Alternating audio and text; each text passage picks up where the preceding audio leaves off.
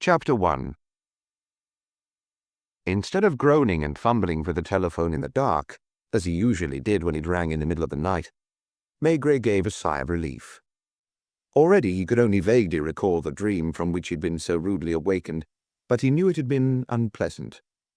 He'd been trying to explain to someone important, whose face he couldn't see and who was extremely displeased with him, that it wasn't his fault, that he needed to be shown patience, just a few days' patience, because he was out of practice and he felt listless, ill at ease with himself. He needed to be trusted, and it wouldn't be long. Most of all, he needed not to be looked at in a disapproving or mocking way. Oh no. As he pressed the receiver to his ear, Madame Maigret raised herself up on her elbow and switched on the bedside light. "Maigret?" inquired a voice. Yes. He didn't recognize the caller, even though it sounded familiar. Saint-Hubert here. A detective inspector of around his age, whom he'd known since his early days. They addressed one another by their surnames and remained quite formal. Saint-Hubert was tall and thin, auburn-haired, and a little slow and solemn, keen to dot the I's and cross the T's. "Have I woken you?" "Yes. My apologies. In any case, I think that Quai des Orfèvres will be in touch any minute to fill you in, because I've alerted the public prosecutor's office and the police judiciaire." Sitting up now, Maigret reached for a pipe that he'd left on the bedside table to burn itself out when he'd gone to bed. He looked around for matches. Madame Maigret rose and went to fetch some from the mantelpiece. The air blowing in through the open window was still balmy. The city was studded with lights and the rumble of distant taxis could be heard. They had come home from their holiday 5 days earlier, and this was the first time they'd been woken up so abruptly. For Maigret, it was a sort of coming back down to earth, a return to routine. "What's happened?"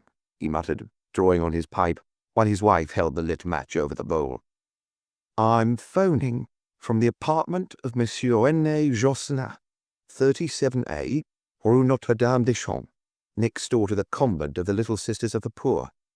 A body has just been discovered. I don't know much about it because I only got here 20 minutes ago.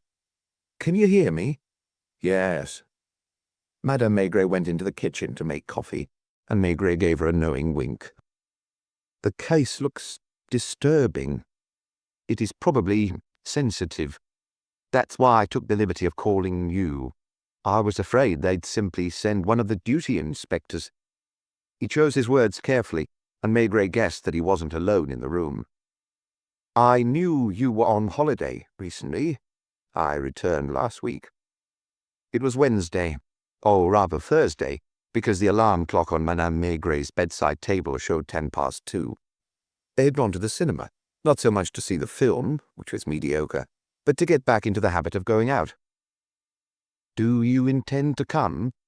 "As soon as I'm dressed." "I will be most grateful to you. I know the Josselins slightly. They're not the sort of people one expects to be involved in a tragedy like this." Even the smell of the tobacco had a professional quality to it, that of a pipe put out the previous evening and relit in the middle of the night when a man is woken up by an emergency. The aroma of coffee, too, was different from that of the morning coffee, and the smell of petrol wafting in through the open window. For the past 8 days, Maigret had felt as if he were floundering. This time, they had spent 3 entire weeks at Meung-sur-Oise without once hearing from police judiciaire about Maigret being summoned back to Paris on an urgent case, as had happened in previous years. They'd carried on doing up the house and working on the garden.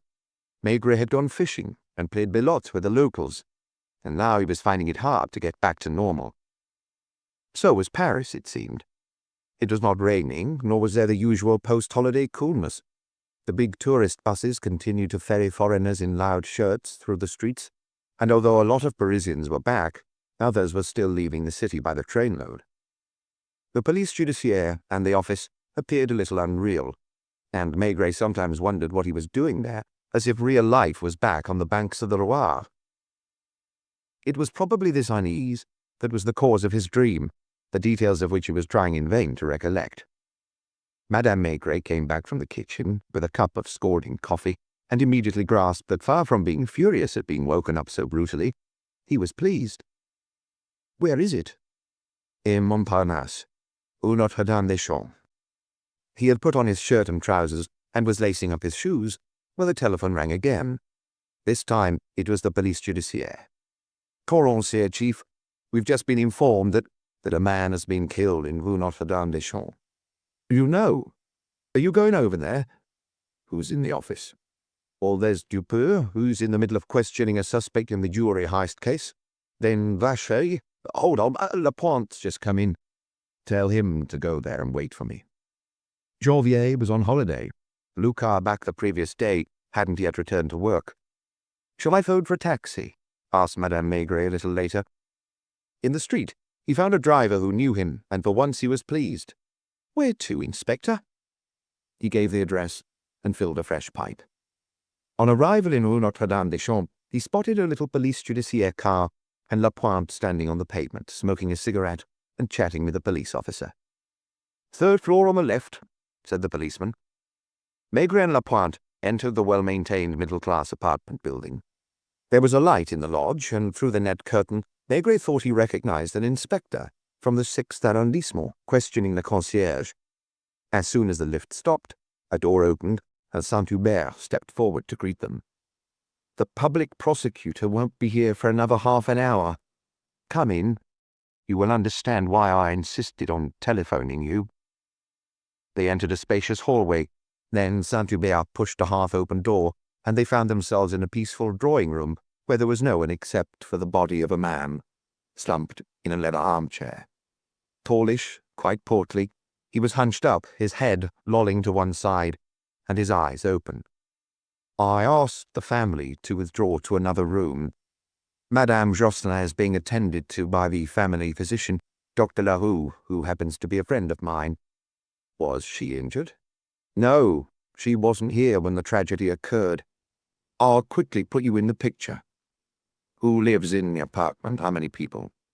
"Two. You mentioned the family." "You'll see. Monsieur and Madame Josselin have lived here on their own since their daughter got married. She married a young doctor, a pediatrician, Dr. Fabre, who is assistant to Professor Barron at the Hospital for Sick Children." Lapointe took notes. "This evening, Madame Josselin and her daughter went to the Théâtre de la Madeleine." "What about the husbands?" "René Josselin stayed on his own for a while." "Didn't he like the theatre?" "I don't know. I think rather that he didn't like going out in the evening." "What was his occupation?" "For the past 2 years he had none. He used to own a cardboard factory in Rue du Saint-Gothard. He made cardboard boxes, especially luxury packaging for perfumers, for example. He sold his business for health reasons." "How old?" 65 or 66. So last night he stayed in on his own. Then his son-in-law joined him, I don't know at what time, and the two men played chess." There was a chessboard on a little table with the pieces positioned as if a game had been interrupted. Saint-Hubert spoke quietly, and people could be heard coming and going in other rooms whose doors were not fully closed. "When the two women came back from the theatre—" "At what time?" "A midnight. As I was saying, when they came back, they found René Josselin just as you see him in here." "How many bullets?" "2. Both close to the heart." "Didn't the other residents hear anything?" "The next-door neighbours are still on holiday." "Were you called straight away?" "No. First of all, they telephoned Dr. Larue. He lives around the corner, in Rue d'Assas, and Josselin was in his care. That took a while, and it was only at 1:10 that I received a call from my station, which had just been informed. I quickly got dressed and made my way here. I only asked a few questions because it was difficult, given the state Madame Josselin is in." "The son-in-law?" "He arrived shortly before you did." "What does he say?" "It was hard to reach him, but he was eventually found at the hospital where he'd gone to see a sick child. A case of encephalitis, I believe." "Where is he now?" "In there." Saint-Hubert pointed to one of the doors. They could hear whispering. "From the little I gleaned, nothing has been stolen, and we found no signs of a break-in. The Josselins are not aware of having any enemies. They are good people who live an uneventful life. There was a knock at the door. It was Ledon, a young forensic pathologist whom Maigret knew. He shook hands all round, then set his bag down on a chest of drawers and opened it. "I received a call from the prosecutor's office," he said. "The deputy public prosecutor's on his way." "I'd like to ask the young lady some questions," muttered Maigret, whose eyes had swept the room several times. He understood Saint-Hubert's feelings. The setting was not only elegant and comfortable, it exuded peace and quiet and family life. It was not a formal drawing-room, it was a room that was pleasant to be in and where each piece of furniture had a purpose and a history. A huge tan leather armchair, for example, was obviously the one that René Josselin was in the habit of sitting in every evening, and facing it on the other side of the room, the television set was just within his field of vision. The grand piano had been played for years by a little girl whose portrait was on the wall, and next to another armchair not as deep as that of the paterfamilias was a pretty, finely wrought Louis XV table. "Do you want me to call her in?" "I'd rather talk to her in another room." Saint-Hubert knocked on a door, vanished for a moment, and came back to fetch Maigret, who caught a glimpse of a bedroom and a man leaning over a woman lying on the bed. Another woman, younger, came over to Maigret and murmured, "If you'd like to follow me into my former bedroom." A bedroom that was still that of a little girl, full of mementos, knickknacks and photographs, as if her parents had wanted her, once married, to be able to come back and find her childhood room. "You are Detective Chief Inspector Maigret, aren't you?" He nodded. "You may smoke your pipe. My husband smokes cigarettes all day long, except at the bedsides of his young patients, of course." She was wearing an elegant dress, and had had her hair done before going to the theatre. Her hands plucked at a handkerchief. "Would you rather remain standing?" "Yes. You would too, wouldn't you?" Unable to keep still, she paced up and down, not knowing where to rest her gaze. "I don't know whether you can imagine the effect on us. You hear about murders every day through the papers, the wireless, but you don't imagine for 1 minute that it can happen to you. Poor Papa." "Were you very close to your father?" "He was an exceptionally generous man. I meant the world to him. I'm his only child. You must find out what happened, Monsieur Maigret, and tell us. I can't get out of my head that it's all a terrible mistake." "Do you think the murderer could have come to the wrong floor?" She looked at him like someone grasping a lifeline, but immediately shook her head. "It's not possible. The lock wasn't forced. My father must have opened the door." Maigret called out, "Lapointe, you can come in." He introduced him, and Lapointe blushed at finding himself in a girl's room. "May I ask you a few questions? Whose idea was it to go to the theatre? Yours or your mother's?" "It's hard to say. I think it was Mother's. She's always the one who insists that I should go out. I have 2 children, the eldest is 3, the baby 10 months. When my husband isn't at his surgery, where I don't see him, he's out and about, at the hospital or visiting his patients. He's a man who devotes himself entirely to his work, so occasionally, 2 or 3 times a month, Mother telephones to invite me to go out with her. This evening there was a play I wanted to see. Was your husband not free?" "Not before 9:30. That was too late. Besides, he doesn't like the theatre." "What time did you come here?" "At around 8:30. "Where do you live?" "Boulevard Beaune, near the Cité Universitaire." "Did you take a taxi?" "No, my husband drove me here in his car. He had a gap between appointments." "Did he come up?" "He dropped me off outside." "Was he planning to pick you up afterwards?" "It was almost always the same when my mother and I went out. Paul, that's my husband, would join my father as soon as he finished his visits, and the pair of them played chess or watched television until our return." "Is that what happened last night?" "From what he has just told me, yes. He arrived just after 9:30. They started a game. Then my husband received a telephone call." "At what time?" "He hasn't had a chance to tell me. He left, and when Mother and I came upstairs later, we were met with the scene that you saw." "Where was your husband at that time?" "I telephoned home immediately, and Germaine, our maid, told me he wasn't back yet." "Did it not occur to you to inform the police?" "I don't know. Mother and I didn't know what to do. We didn't understand. We needed someone to advise us, and it was my idea to call Dr. Larue. He's both a friend and Papa's physician." Weren't you surprised by your husband's absence? At first I told myself he must have been called out to an emergency. Then, when Dr. Lahoud was here, I telephoned the hospital. That's where I managed to get hold of him. How did he react? He said he'd come straight away. Dr. Lahoud had already called the police. I'm not sure I'm telling you all this in the right order. At the same time, I was looking after Mother, who seemed not to know where she was. How old is she? 51. She's a lot younger than Father, who married late, at 35. Would you send your husband in to see me? Through the open door, Maigret could hear voices in the drawing room, those of the Deputy Public Prosecutor, Mercier, and Etienne Gossard, a young examining magistrate who, like the others, had been dragged from his bed. The forensics team from Criminal Records would soon be taking over the room. Did you want to see me? The man was young, thin, and anxious. His wife had come back in with him and asked timidly, May I stay? Maigret nodded. I'm told, Doctor, that you arrived here at around 9:30. A little later, not much. Had you finished for the day? I thought I had, but in my profession you can never be certain. I presume that when you leave your apartment you give your maid an address where you can be contacted.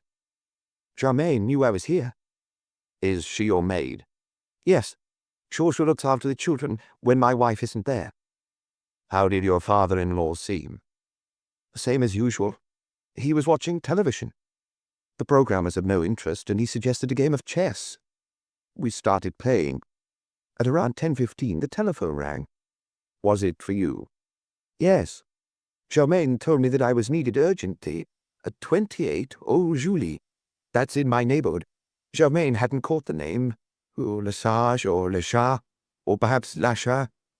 The person who called sounded distraught. Did you leave immediately? Yes. I told my father-in-law that I'd be back if my patient didn't take up too much time. Otherwise I'd go straight home. That was my intention. I get up very early because of the hospital. How long did you stay with your patient? There was no patient. I asked a concierge, who looked at me in surprise and said that no one with the name Lesage or Lachat lived there, and that she was not aware of any sick child. What did you do? I asked permission to telephone home, and I questioned Germaine again. She repeated that he was definitely number 28. Just in case, I rang at 18 and 38, with no success. Since I was out anyway, I decided to drop in at the hospital to see a young patient I was concerned about. What time was that? I don't know. I spent about half an hour at the child's bedside, and after that went on a ward round with one of the nurses. Then I was told that my wife was on the phone. You are the last person to have seen your father-in-law alive. Did he seem worried at all? Not in the least. On showing me out, he told me he was going to finish the game on his own. I heard him putting the chain on the door. Are you certain? I heard the rattle of the chain, I'd swear I did. So, he must have got up to open the door to his murderer. Tell me, madame, when you arrived with your mother, I presume the chain was not on. How would we have got in? The doctor was puffing rapidly on his cigarette, lighting another one before he had stubbed out the first, staring worriedly at the rug, and then at Maigret. He looked like a man desperately grappling with the problem, and his wife was just as agitated as he was. Tomorrow I'll have to go over these questions in detail, I'm sorry, said Maigret. I understand. Now I must get back to the gentleman from the prosecutor's office. Are they going to remove the body? They have to. No one used the word autopsy, but it was clear that the young woman was thinking it. Go back to Madame Josselin. I'll speak to her briefly later, and I'll be as quick as I can. In the drawing room, Maigret automatically shook hands and greeted his colleagues from Criminal Records, who were setting up their equipment. Troubled, the examining magistrate asked, What do you think, Maigret? Nothing. Don't you find it strange that the son-in-law should be called out to a non-existent patient that evening? How well did he get on with his father-in-law? I don't know. He hated being asked these questions when they had all just intruded on a family's privacy. The inspector he had glimpsed in the concierge's lodge came into the room, notebook in hand, and walked over to Maigret and Saint-Hubert. The concierge is positive, he said. I've been questioning her for nearly an hour. She's a bright young woman whose husband is a police officer. He's on duty tonight." "What does she say?" "She opened the door to Dr. Fabre at 9:35. She's certain of the time because she was about to go to bed and was winding up the alarm clock. She tends to retire early because her baby, who's only 3 months old, wakes her very early in the morning for his first feed. She was asleep at 10:15 when the bell rang. Dr. Fabre said his name as he went past and she recognized his voice." "How many people came in and went out afterwards?" "Wait, she tried to go back to sleep. She was just dozing off when the bell rang again, from the street this time. The person who came in said their name, Aresco. That's a South American family who live on the first floor. Almost immediately afterwards, the baby woke up. She couldn't get him back to sleep, so she heated up some sugar water. No one came in and no one went out until Madame Josselin and her daughter returned." The magistrates, who had been listening, exchanged grave looks. "In other words," said the examining magistrate, "Dr. Fabre is the last person to have left the building." "Madame Bonnet, that's the name of the concierge, is certain. Had she slept, she wouldn't have been so categorical, but because of the baby, she was up the entire time." "Was she still up when the two ladies returned? Did the child stay awake for 2 hours?" "Apparently. She was even worried about him, and wished she'd seen Dr. Fabre so she could have asked his advice." They looked questioningly at Maigret, who had an irritable expression. "Have you found the cartridges?" he asked, turning to one of the forensics experts. "2 cartridges, 6.35. Can we remove the body?" The men in white coats were waiting with their stretcher. As René Josselin was taken out of his front door under a sheet, his daughter entered the room noiselessly. Her gaze met that of Maigret, who went over to her. "Why are you here?" She didn't answer right away. She watched the stretcher-bearers.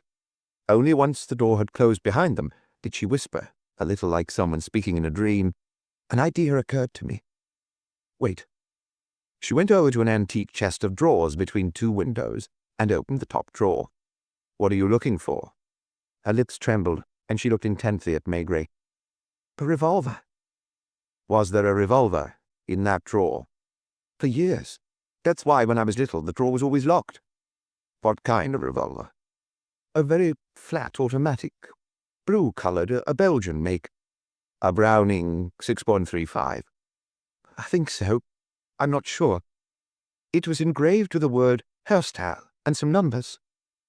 The men exchanged more looks because the description was that of a 6.35 automatic. "When was the last time you saw it?"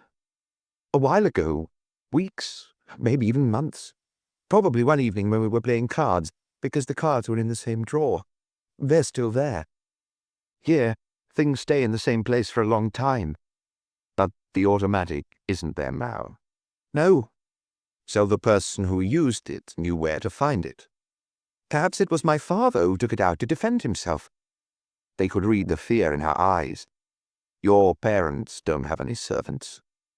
"They used to have a maid who got married around 6 months ago. Since then they've tried 2 others. Mother wasn't satisfied and decided to hire a cleaner instead. Madame Manu. She comes at 7 in the morning and leaves at 8 o'clock at night." All this was normal, natural, except that this quiet man who had recently retired had been murdered in his armchair. There was something that didn't quite add up about the tragedy, something incongruous. "How is your mother?" "Dr. Larue made her go to bed. She won't say a word and stares fixedly, as if she'd lost consciousness. She hasn't cried. She seems vacant. The doctor requests your permission to give her a sedative. He'd rather she slept, may he?" "Why not? It wasn't by asking Madame Josselin a few questions that Maigret would find out the truth." "He may," he replied. The forensics team worked with their usual quiet meticulousness. The deputy public prosecutor took his leave. "Are you coming, Gossa? Have you got your car?" "No, I came by taxi." "I'll drive you back if you like." Saint-Hubert left too, muttering to Maigret on his way out, "Was I right to call you?" Maigret nodded and went and sat down in an armchair. "Open the window," he said to Lapointe. It was warm in the room, and suddenly he was surprised that despite the summery temperature, Josselin had spent the evening with all the windows shut. "Call the son-in-law." "Right away, Chief." Fabre soon arrived, looking exhausted. Tell me, doctor, when you left your father-in-law, were the windows open or closed? He thought, and looked at the two windows whose curtains were drawn. Wait, I don't know. I am trying to remember. I was sitting here. I believe I could see lights. Yes, I could almost swear that the left-hand window was open. I could distinctly hear the sounds of the city. And you didn't close it before leaving? Why would I have done that? I don't know. No, it didn't occur to me. You forget that this is not my home. Did you often come here? About once a week. Veronique visited her father and her mother more frequently. Tell me, my wife is going to sleep here tonight, but I would rather sleep at home. We never leave the children alone with the maid at night. Besides, I have to be at the hospital at 7 tomorrow morning. What's stopping you from leaving? He was surprised by this question, as if he considered himself a suspect. Oh, thank you. He could be heard talking to his wife in the next room. Then he walked across the drawing room bareheaded, holding his bag, and said goodbye with an embarrassed air. Chapter 2. Once the three men had left the building, only Madame Jocelyn and her daughter remained in the apartment. After a restless night, the concierge's baby must have fallen asleep, because the lodge was in darkness, and Maigret's finger hovered over the bell. How about going for a drink, doctor? Lapointe, about to open the door of the black car, froze before gripping the handle. Dr. Leroux looked at his watch, as if it would decide for him. I'd be delighted to have a cup of coffee, he said in the deep, mellifluous voice that he used with his patients. There must be a bar that's still open on the corner of Boulevard Montparnasse. It was not yet daybreak. The streets were almost empty. Maigret glanced up at the third floor and saw the lights go off in the drawing room, where one of the windows was still open. Would Veronique Fabre get undressed and go to bed in her old room? Or would she stay at the bedside of her mother, who had been knocked out by the doctor's jab? What were her thoughts in the now empty rooms where so many strangers had been going about their work earlier? Bring the car, Maigret said to Lapointe. They only had to go down Rue Vavin. Leroux and Maigret walked along the street. The doctor was a shortish, plump man, with broad shoulders, who probably never lost his air of calm, his dignity, or his mild manner. Maigret could tell he was used to a well-heeled clientele, whose manner and ways he had adopted, not without exaggerating them somewhat. Although he was around 50, there was still a great deal of innocence in his blue eyes, a certain fear, too, of upsetting people, and later Maigret would learn that each year he exhibited at the Doctor Painter's art show. Have you known the Jocelins long? Since I moved to this neighborhood, which was around 20 years ago, Veronique was still a little girl, and if my memory serves me correctly, the first time they called me out was for her, when she had measles. It was the chill, slightly damp hour. The gas lamps were haloed with a soft glow. Several cars were parked on the corner of Boulevard Raspail, outside a cabaret which was still open. The livery doorman standing at the entrance took the two men for potential clients. He opened the door, letting out gusts of music. Lapointe kept abreast of them in the little car and drew up alongside the curb. The Montparnasse night was not entirely over. A couple were arguing in hushed tones against a wall close to a hotel. In the still-lit bar, as the doctor had anticipated, a few shapes could be seen, and an elderly flower seller at the bar was drinking a coffee and rum that gave off a strong smell of alcohol. Brandy and water for me, said Maigret. The doctor hesitated. I think I'll have the same, damn it. What about you, Lapointe? Same for me, Chief. 3 brandies and water. They sat down at a pedestal table near the window and began talking quietly while the nocturnal wheeling and dealing carried on around them. Leroux stated with conviction, They are good people. We quickly became friends, and my wife and I are often invited there for dinner. Are they wealthy? It all depends what you mean by wealthy. They're certainly very well off. René Jocelyn's father already owned a little packaging business in Rue du Saint.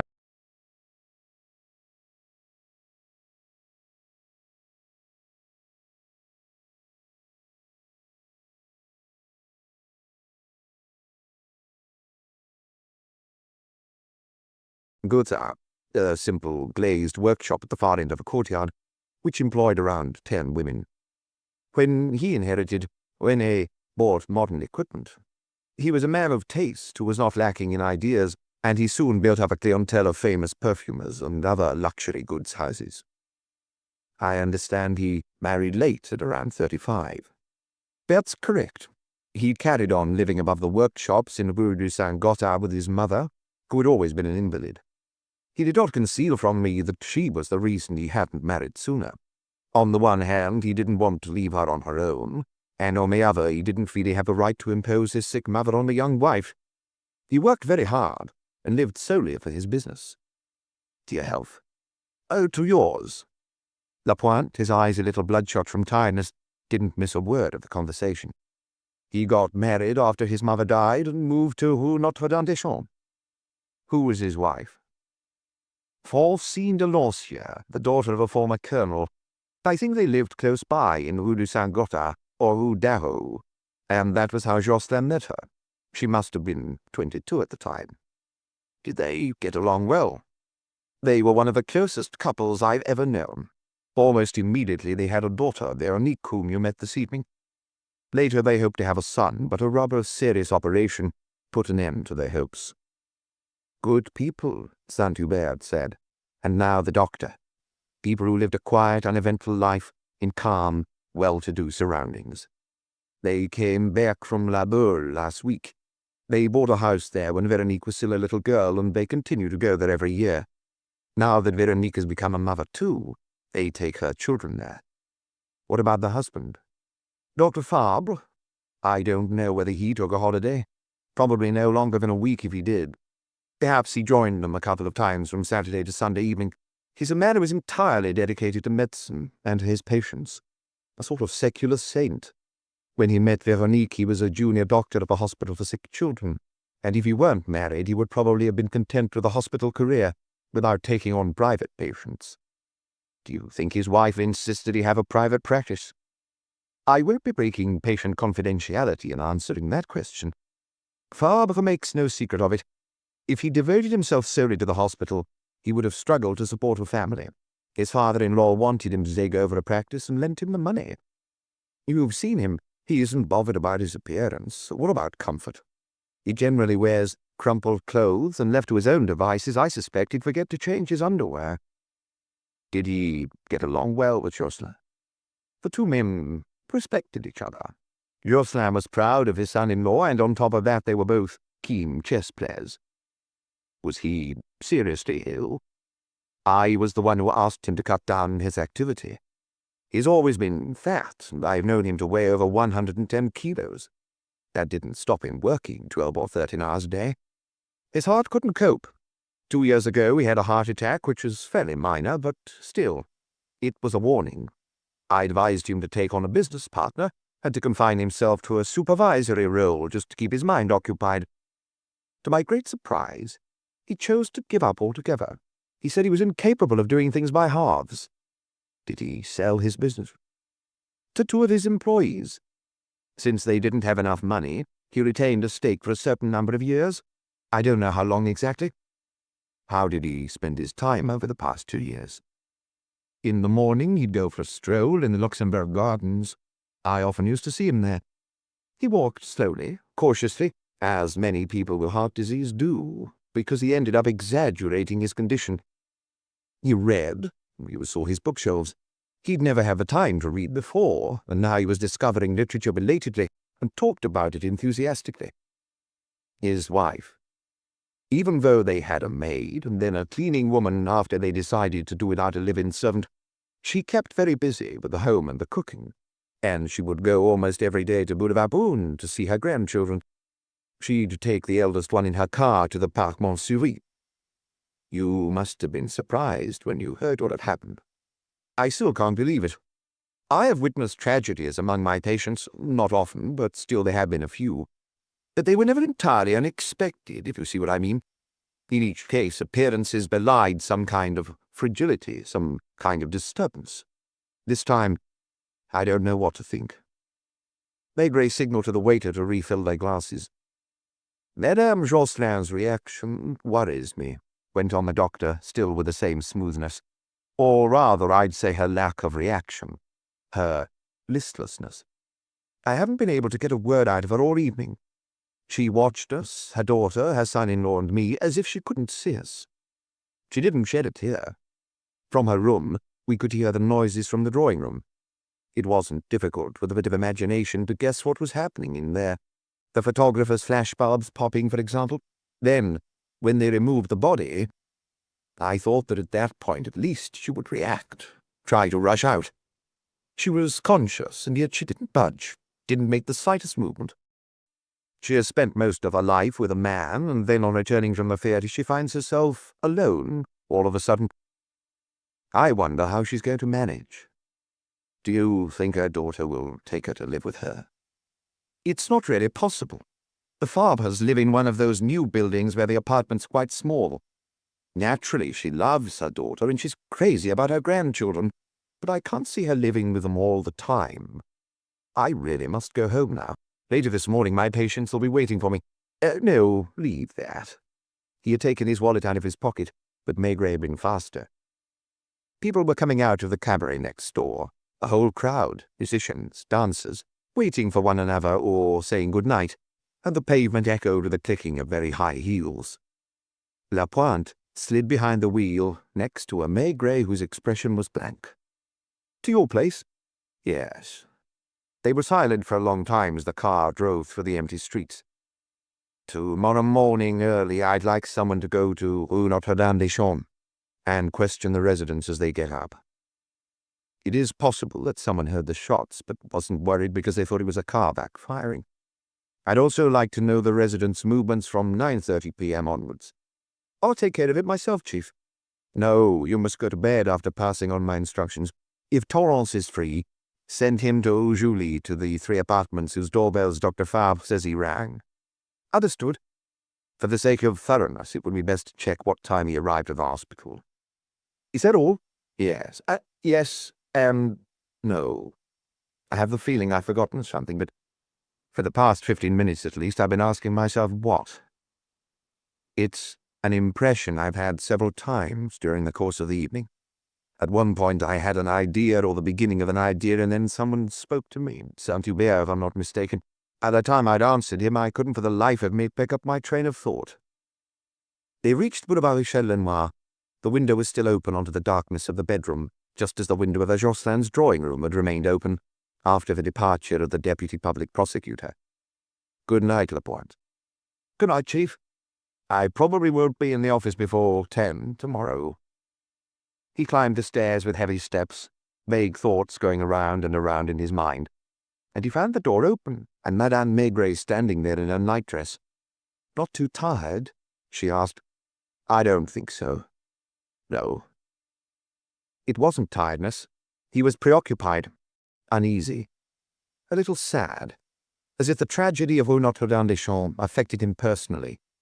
The chubby-cheeked doctor had put it in a nutshell. The Jocelins were not the sort of people you would expect to be caught up in a tragedy of this kind. He mulled over the reactions of the various family members, that of Veronique, her husband, and Madame Jocelyn, whom he hadn't yet seen and had not even asked to see. There was something awkward about all this. He felt awkward, for instance, about verifying Dr. Fabre's statement, as if he were a suspect. And yet, going by the facts, suspicion fell on him. The deputy public prosecutor and examining magistrate Gossard had certainly thought so, and if they had said nothing, it was because this case made them feel as uncomfortable as it did Maigret. Who knew that the two women, the mother and the daughter, were at the theatre that evening? Few people probably, and so far no names had been mentioned. Fabre had arrived at Rue Notre-Dame-des-Champs at around 9:30 in the evening. He had begun a game of chess with his father-in-law. He had received a phone call from his home to tell him that he had a patient to see in Rue Julie. There was nothing unusual in that. Like all doctors, he was probably often called away urgently. But was it not a disturbing coincidence that the maid had misheard the name on that particular evening, and that she had sent the doctor to an address when no one needed him? Instead of returning to Notre-Dame-des-Champs to finish the game and wait for his wife, Fabre had gone to the hospital. That, too, must happen often, given his nature. During that time, only one resident came back into the building and said their name as they walked past the lodge. The concierge got up a little later and stated no one had come in or gone out since. Aren't you asleep? Not yet. Are you sure you want to get up at 9? Yes. It took him a long time to drop off. He kept picturing the thin silhouette of the pediatrician with crumpled clothes and the two bright eyes of a man who doesn't get enough sleep. Did he know he was the main suspect? And had it occurred to his wife and his mother-in-law? Instead of telephoning the police on discovering the body, they had first of all called the apartment on Boulevard Brune. But they weren't aware of what had happened in Rue Julie. They didn't know why Fabre had left Rue Notre-Dame-des-Champs. They hadn't immediately thought that he might be at the hospital, and they had turned to the family physician, Dr. Laroux. What had they said to each other while they were alone with a body in the apartment? Was Madame Josselin already in a dazed state? Was it Veronique who had made the decisions on her own, while her mother remained silent, staring vacantly into space? Laroux had arrived and immediately realized their error, if not negligence, in not calling the police. He was the one who had alerted the police station. Maigret wished he could have seen and experienced this for himself. He had to reconstruct that night moment by moment. Who had thought of calling the hospital, and who had picked up the telephone? Laroux? Veronique? Who had checked to see if any valuables were missing from the apartment and whether a robbery had taken place? Madame Josselin was taken into her bedroom. Laroux stayed with her, and eventually, with Maigret's permission, injected her with a sedative. Fabre rushed over and found the police at his father-in-law's, and the latter dead in his armchair. And yet, thought Maigret as he dozed off, it was his wife who mentioned the automatic. If Veronique hadn't opened the drawer deliberately, knowing what she was looking for, probably no one would have suspected the existence of a gun. Now, did that not rule out the possibility of a crime committed by a stranger? Fabre claimed to have heard his father-in-law put the chain on the door after seeing him out at 10:15. So Josselin had opened the door to his murderer in person. He would not have been suspicious because he went and sat back down in his armchair. If the window was open at that point, as seemed likely, someone had closed it, either Josselin or his visitor. And if the Browning was indeed the murder weapon, the killer knew it was kept in that precise place and would have been able to grab it without arousing suspicion. Supposing a man had come in from outside, how did he leave the building? Maigret finally fell into a restless sleep, tossing and turning heavily, and it was a relief to smell the aroma of coffee, to hear Madame Maigret's voice, and see in front of him sunlit rooftops through the open window. It's 9 o'clock. Within a second, he had called to mind every detail of the case, as if there had been no interruption. Pass me the telephone directory. He looked up the Josselin's number, dialed it, and heard the phone ring for quite a while before it was answered by a voice he didn't recognize. Is this Monsieur René Josselin's number? He's dead. Who's speaking? Madame Manu, the cleaner. Is Madame Fabre still there? Who's asking for her? Detective Chief Inspector Maigret of the Police Judiciaire. I was there last night. The young mistress has just left to go and change her clothes. What about Madame Josselin? She's still asleep. They've given her a drug and she's not supposed to wake up before her daughter gets back. Have you had any visitors? No one. I'm busy tidying up. I had no idea when I got here this morning. Thank you. Madame Maigret didn't ask him any questions, and he merely said, a good man who's been murdered. God knows why. He recalled Josselin in his armchair. He tried to see him not dead, but alive. Did he really sit there alone in front of a chessboard, and did he carry on playing for a while, sometimes moving the black pieces and sometimes the white? If he was waiting for someone, knowing that his son-in-law would be coming to spend the evening with him, he couldn't have made a secret appointment. Unless... Then it would appear that the telephone call asking Dr. Fabre to go to Rue Julie, it's the good people who give us the most trouble, he grumbled as he finished his breakfast, and made his way to the bathroom. He didn't go straight to Quai des Orfèvres, but simply telephoned to check he wasn't needed. Rue du Saint-Gothard, he instructed the taxi driver. He was concentrating on René Josselin to begin with. True, Josselin was the victim, but a man isn't killed without reason. Paris still had a holiday atmosphere. It was no longer the deserted Paris of August, but there was a sort of indolence in the air, a reluctance to get back into the swing of everyday life. It would have been easier if it had rained or if the weather had been cold. This year, summer was refusing to die. The driver turned around as they left Rue d'Arrow, close to the railway embankment. "What number?" "I don't know. It's a packaging company." Another bend, and they spotted a large concrete building with curtainless windows. Along the entire length of the façade were the words Join et Goulet Packaging, formerly Josselin Packaging. "Shall I wait for you?" "Yes." There were 2 doors, one to the factory and the other further along to the offices. Maigret went in through this door and found himself in very modern premises. "Can I help you?" A girl popped her head through a window and looked at him with curiosity. Admittedly, Maigret's face wore a frown, as was customary during the early stages of an investigation, and he was gazing slowly about him as if making an inventory of the place. "Who's the head of the company?" "Monsieur Join and Monsieur Goulet," she replied, as if that were obvious. "I know, but which one's the boss?" "It depends. Monsieur Join is mainly in charge of the design side, and Monsieur Goulet of production and sales." "Are they both here?" "Monsieur Goulet is still on holiday. What is it you want?" "To see Monsieur Join." "Who's asking?" "Detective Chief Inspector Maigret." "Do you have an appointment?" "No." "Just a moment." She went to the back of her glassed-in cubicle and spoke to a young woman in a white coat, who darted an inquisitive look at the visitor, then left the room. "My colleague's gone to fetch him. He's on the factory floor." Maigret could hear the sound of machinery. When a side door opened, he glimpsed a vast workshop where other girls and women in white worked in rows, as on a production line. "Were you asking for me?" The man must have been around 45. He was tall, with an open face, and he also wore a white coat which was unbuttoned, revealing a well-cut suit. "Please, come this way." They climbed a light oak staircase, passing a window through which he saw half a dozen draftsmen hunched over their work. Another door, and they were in a sunny office with a secretary typing away in a corner. "Leave us, Mademoiselle Blanche." He motioned to Maigret to have a seat, and then sat down at his desk, surprised and slightly anxious. "I wonder," he began.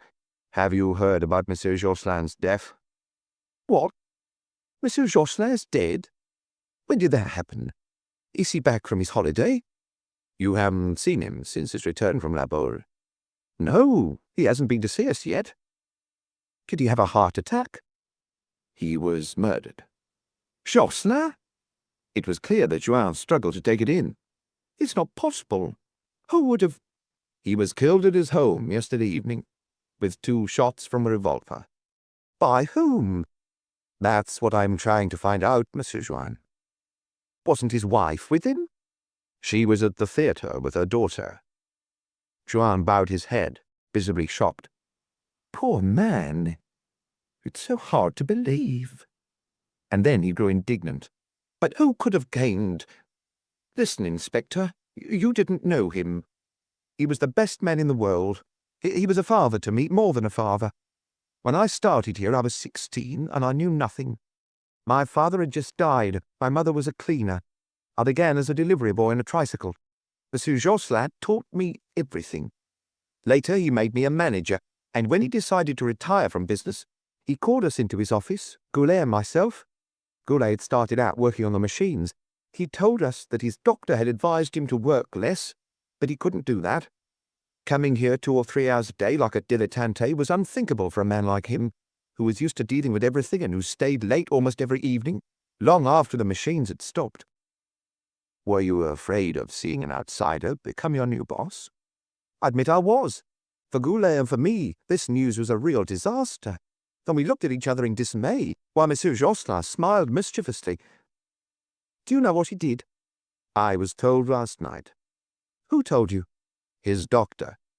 "Naturally, we both had some savings, but not enough to buy a business like this. Monsieur Josselin had his notary come in, and they found a way to hand over the firm by staggering the payments over a long period. A period which, of course, is far from over. To be honest, there's another 25 years to run." "Did he still come here from time to time?" "He visited us discreetly, as if he were afraid of getting in our way. He made sure that everything was going well, that we were happy, and when we asked him for advice, he gave it as if he didn't feel it was his place to do so. Do you know if he had any enemies? He had none. He wasn't the sort of man to make enemies. Everyone loved him. Go into the offices, onto the shop floor. Ask anyone what they thought of him. Are you married, Monsieur Joanne?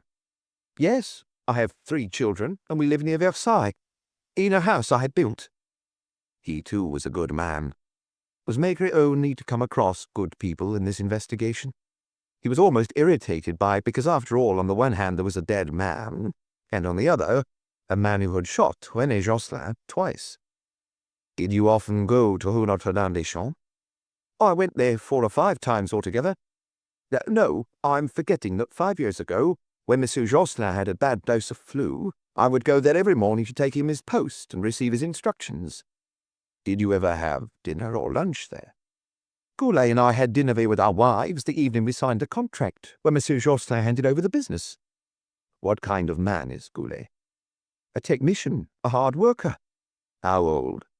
About the same age as me. We started work here 1 year apart. Where is he at the moment? On the Ile de Ré, with his wife and children. How many does he have? 3, like me. What do you think of Madame Josselin? Oh, I barely know her. She seems like an excellent woman. A different kind of person from her husband. What do you mean? That she's a bit more aloof. What about their daughter? She'd sometimes drop in to see her father at the office, but we had little contact with her. I presume that René Josselin's death makes no difference to your financial arrangements. I haven't considered that yet. Wait. No, there's no reason. Instead of paying the sums due to him directly, we pay them to his heirs. To Madame Josselin, I suppose. Are they large sums? It varies from 1 year to the next, because the arrangement includes profit-sharing. In any case, there's enough to live very well. Do you consider that the Josselins lived very well? They had a good life. They had a beautiful apartment, a car, a house in La Beule, but they could have lived more lavishly. Joanne thought it over. Yes, of course. Was Josselin tight-fisted? He wouldn't have come up with the arrangement he offered Goulet and myself if he'd been mean. No, I think he lived as he wanted to live, you know. He didn't have extravagant tastes. He preferred peace and quiet above all. What about Madame Josselin? She likes looking after her home, her daughter, and now her grandchildren. How did the Josselins react to their daughter's marriage? It's difficult for me to say. All that didn't happen here, but at Rue Notre-Dame-des-Champs. It's obvious that Monsieur Josselin adored Mademoiselle Veronique, and that it was hard for him to let her go. I have a daughter too. She's 12. I confess I dread the day when a stranger will take her from me and she'll no longer bear my name. I suppose it's the same for all fathers, isn't it? The fact that his son-in-law was penniless, that's more likely something that would have pleased him. What about Madame Josselin? I'm not so sure. The idea that her daughter was marrying the son of a postman? Fabre's father is a postman. In Menin, or in a village around there. I'm telling you what I know. Apparently he did all his degrees with the help of scholarships. They also say that if he wanted to, he could soon be one of the youngest professors of the Faculty of Medicine. One more question, Monsieur Joanne. I fear it may shock you after what you've just told me. Did Monsieur Josselin have one or several mistresses? Was he a skirt chaser? Just as Joanne opened his mouth, Maigret interrupted him. I imagine that since getting married, you have occasionally slept with a woman other than your wife? I've had occasion to, yes, while avoiding any kind of relationship. You understand what I mean? I wouldn't want to jeopardize our family life. There are a lot of young women working all around you. Not them, never. It's a matter of principle. Besides, it would be risky. Thank you for your honesty. You consider yourself to be a normal man. René Josselin was a normal man, too. He married late, at around 35. I understand what you mean. I'm trying to visualize Monsieur Josselin in that situation, but I can't. I don't know why. I know he was a man like any other, but even so, you weren't aware of him having any affairs? No, I never saw him ogling any of our women workers either. even though some of them are very pretty. Some must even have tried it on, as they did with me. No, Inspector, I don't think you'll find anything of that nature." Abruptly he asked, "How come there's nothing about it in the newspapers?" "The press will be reporting it this afternoon." Maigret rose with a sigh. "Thank you, Monsieur Jouin. If you remember any little detail that might be helpful, telephone me. As far as I'm concerned, it's an inexplicable crime." Maigret almost grunted. "For me, too." Except that he knew that there weren't any inexplicable crimes. People don't kill without a strong reason. And pushed a little further, he might have added, people don't just kill randomly. Because his experience had taught him that some individuals are destined to be victims. "Do you know when the funeral will be?" "The body will be returned to the family only after the autopsy." "Has that not taken place yet?" "It's probably underway as we speak." "I must telephone Goulet right away. He's not due back until next week." Maigret gave a little wave to the girl in her glass cage, wondering why she stifled a giggle as she watched him walk past. Chapter 3. The street was quiet, provincial, with one side in the sun and the other in the shade. 2 dogs were sniffing each other in the middle of the road, and through the open windows women could be seen going about their housework. 3 little sisters of the poor, with their wide skirts and the wings of their cornets fluttering like birds, were walking in the direction of the Luxembourg Gardens, and Maigret watched them from a distance, his mind a blank. Then he frowned on spotting a uniformed police officer trying to fend off half a dozen reporters and photographers outside the Josselin's apartment building. He was used to it and shouldn't have been surprised. He had just told Joanne that the afternoon papers were bound to report on the case. René Josselin had been murdered, and people who have been murdered automatically become public property.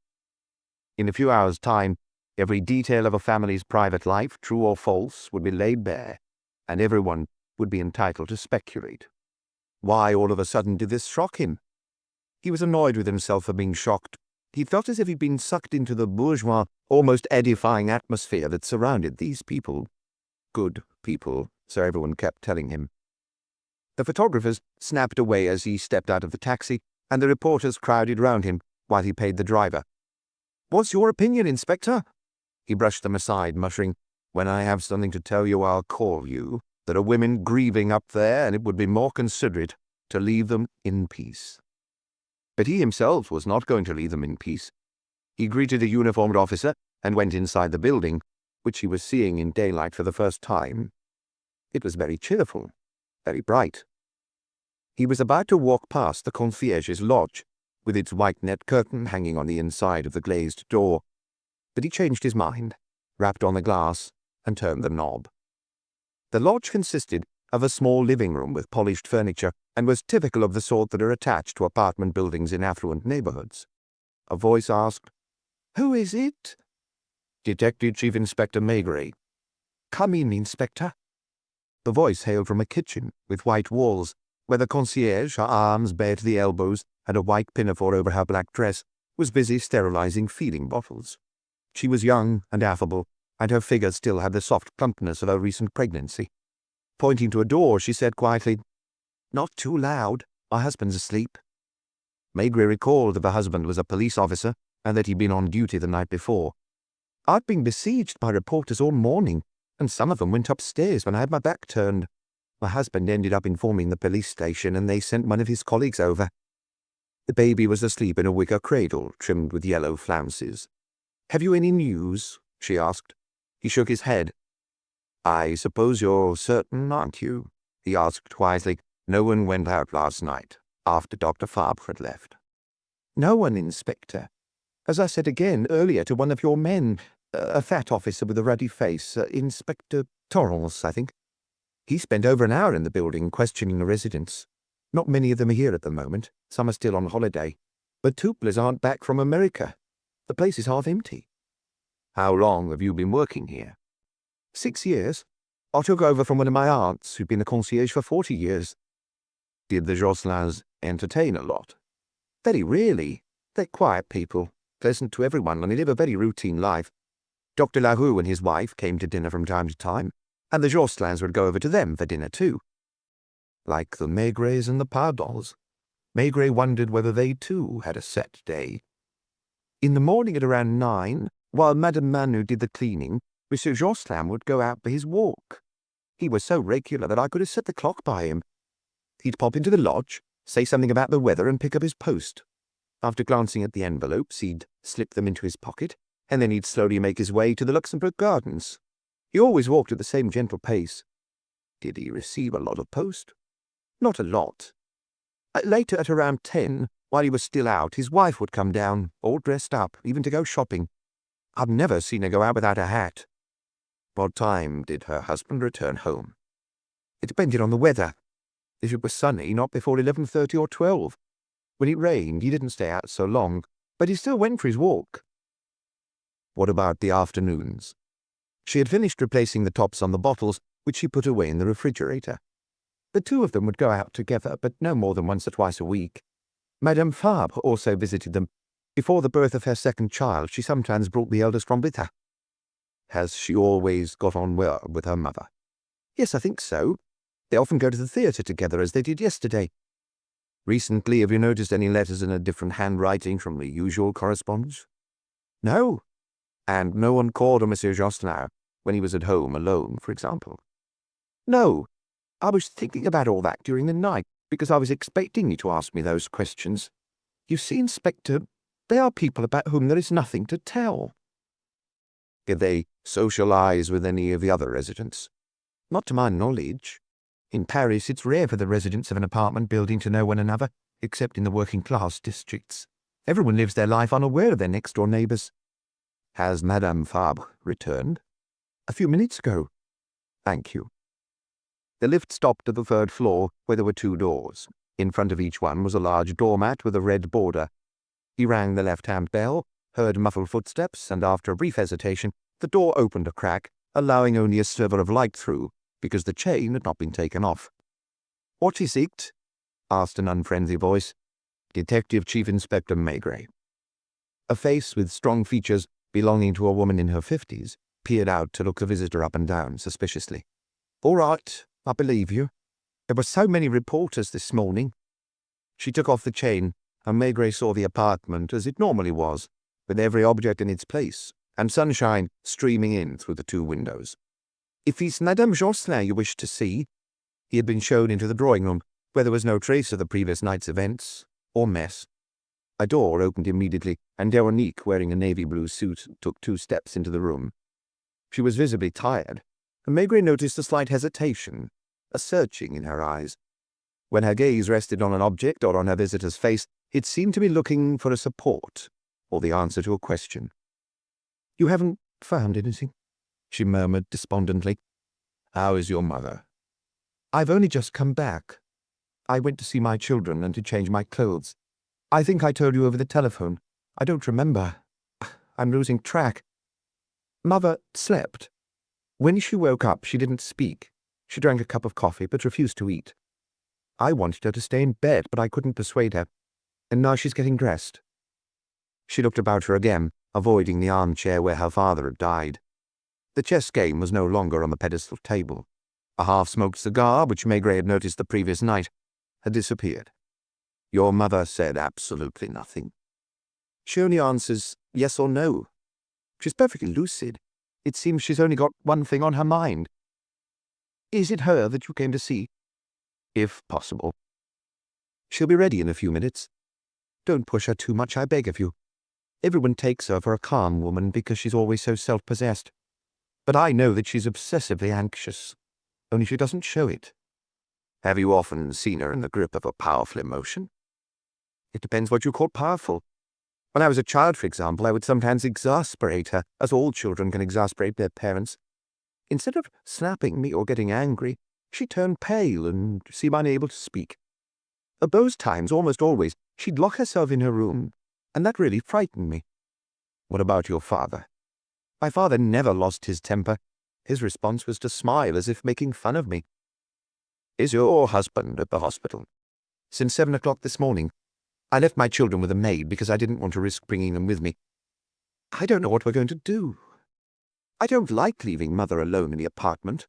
There's no room at our place, and besides, she'd refuse to come. Couldn't the cleaner, Madame Manu, spend the night here? No, she has a grown-up son of 24 who's even more demanding than a husband, and gets angry whenever she dares return home late. We'll have to find someone. Perhaps a nurse. Mother will make a fuss. Of course, I'll spend as much time here as I can. Although she had regular features and reddish blonde hair, she wasn't particularly attractive because she lacked any spark. I think I can hear Mother. The door opened, and Maigret was surprised to see before him a woman who still appeared very youthful. He knew that she was 15 years younger than her husband, but he had still expected to see a grandmotherly figure. Yet her body, in a very simple black dress, was more girlish than her daughter's. She had chestnut hair and bright, almost black eyes. Despite the tragedy, despite her state, she was impeccably made up, and nothing in her appearance was out of place. Detective Chief Inspector Maigret, he introduced himself. She fluttered her eyelashes, gazed about her, and ended up looking at Veronique, who immediately mumbled, "Would you rather I left the room?" Maigret said neither yes nor no. The mother didn't stop her. Veronique slipped noiselessly out of the room. All the comings and goings in the apartment were muffled by the thick carpeting on which antique rugs were scattered. "Do sit down," said René Josselin's widow, who remained standing beside her husband's armchair. Maigret hesitated, and finally took a seat. Madame Josselin went over and sat in her armchair beside the sewing cabinet. She refrained from leaning against the chair back, holding herself bolt upright as convent-educated women do. Her lips were thin, probably because of her age, and her hands were slender but still beautiful. "I apologize for being here, Madame Josselin, and I confess I don't know what questions to ask. I am mindful of your distress, your grief." She gazed at him unflinchingly, and he wondered whether she heard his words or whether she was listening to her own internal monologue. "Your husband was the victim of a seemingly inexplicable crime, and I'm obliged to leave no stone unturned in trying to get to the bottom of it." Her head made a very slight nodding movement, as if she were agreeing with him. "You were at the Théâtre de la Madeleine last night with your daughter. It is likely that the person who killed your husband knew he would find him on his own. When was the outing arranged?" She replied reticently, 3 or 4 days ago. I think it was Saturday or Sunday." "Whose idea was it?" "Mine. I was curious about the play, which received a lot of good reviews." He was surprised to hear her speaking with such calm precision, knowing what condition she had still been in at 4 o'clock that morning. "My daughter and I discussed the outing, and she telephoned her husband to ask if he would be joining us."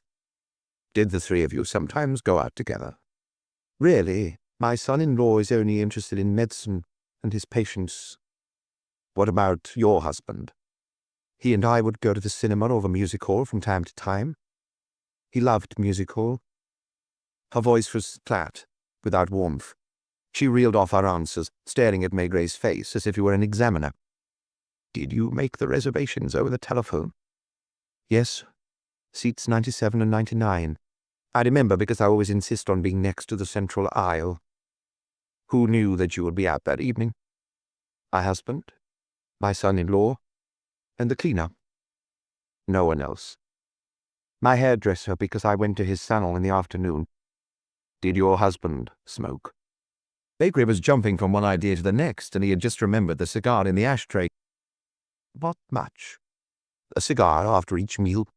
Sometimes he'd smoke one during his morning walk." "Forgive me for this ridiculous question, but do you know of any enemies he might have had?" She did not let out a volley of protestations, but merely said, "No.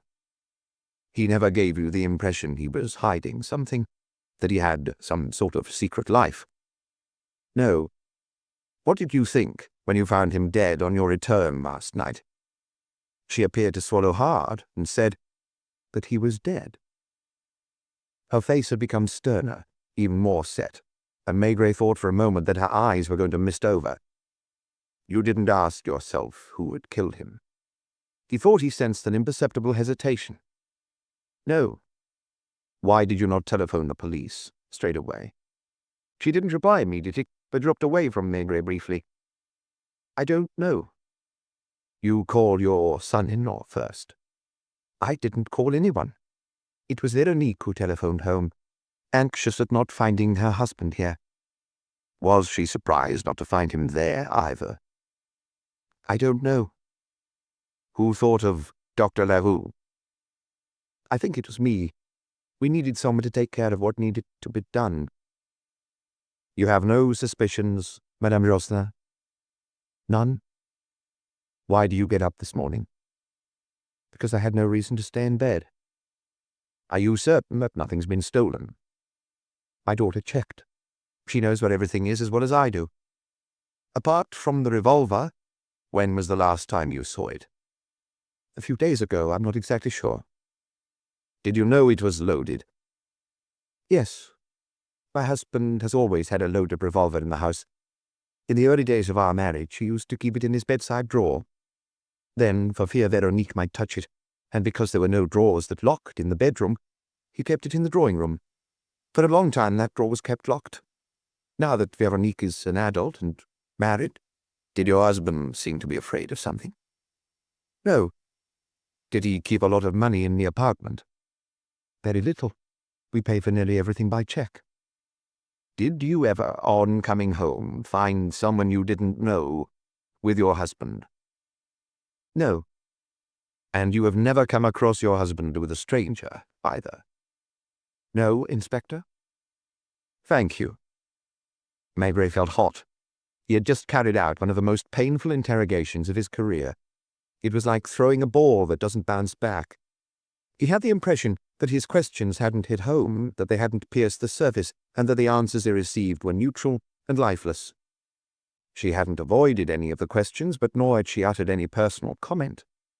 She didn't get up to say goodbye, but remained upright in her armchair, and he was unable to read anything in her eyes, even though they were very animated. I apologize for this intrusion. She didn't protest, but waited until he was on his feet, before rising to follow him as he made his way awkwardly towards the door. If anything occurs to you, a recollection, a suspicion of any kind. Once again, she replied, with a flutter of her eyelashes. A police officer is standing guard by the door, and I hope you won't be bothered by the press. Madame Manu told me they'd come already. Have you known her long? Around 6 months. Does she have a key to the apartment? I had one cut for her, yes. Who else has a key? My husband and I. Our daughter, too. She still has the key she used when she lived at home. Is that all? Yes. There's a fifth key, which I call the emergency key, that I keep in my dressing table. Is it still there?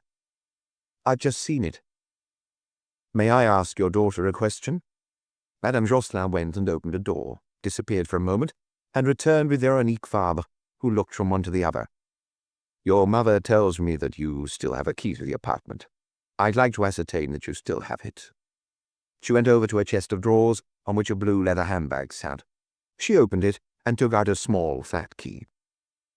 Did you have it with you at the theatre yesterday? No, I had an evening bag much smaller than this one, and I took hardly anything with me.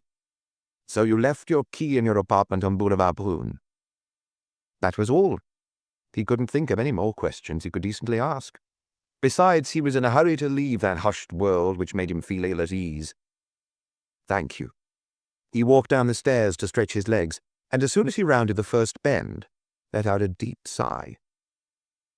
There were no reporters on the pavement outside, where the police officer was slowly pacing back and forth. They'd congregated at the counter of a small bar opposite, and now they rushed over to Maigret. Did you question the two women? He looked at them in a similar way as the widow, as if he didn't see their faces, but was looking through them. Is it true that Madame Jocelyn is indisposed and refuses to answer?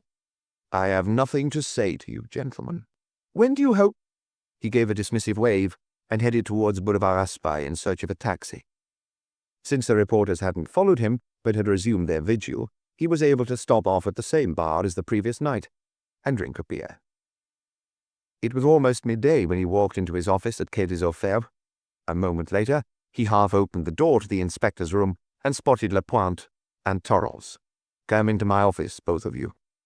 He sat down heavily at his desk, selected the fattest of his pipes, and proceeded to fill it. What have you been doing? He asked young Lapointe. I went to Rue Julie to do some cross-checking. I questioned the 3 concierges, and they all confirmed that last night someone came asking if there was a sick child in their building. One of them was suspicious because she thought the man looked quite scruffy and didn't seem like a real doctor. She nearly called the police. What time was that? Between 10:30 and 11. What about at the hospital? That was trickier. I arrived at a busy time when the consultant and the doctors were doing their ward rounds. Everyone's on red alert. I spotted Dr. Fabre from a distance, and I'm certain he recognized me. He didn't react. No. There were several of them in white coats and skull caps following the big boss. Does he often drop into the hospital in the evening? Apparently they all do, either when there's an emergency or when they're in charge of a serious case. Dr. Fabre is the one who does so most frequently. I managed to collar a couple of nurses.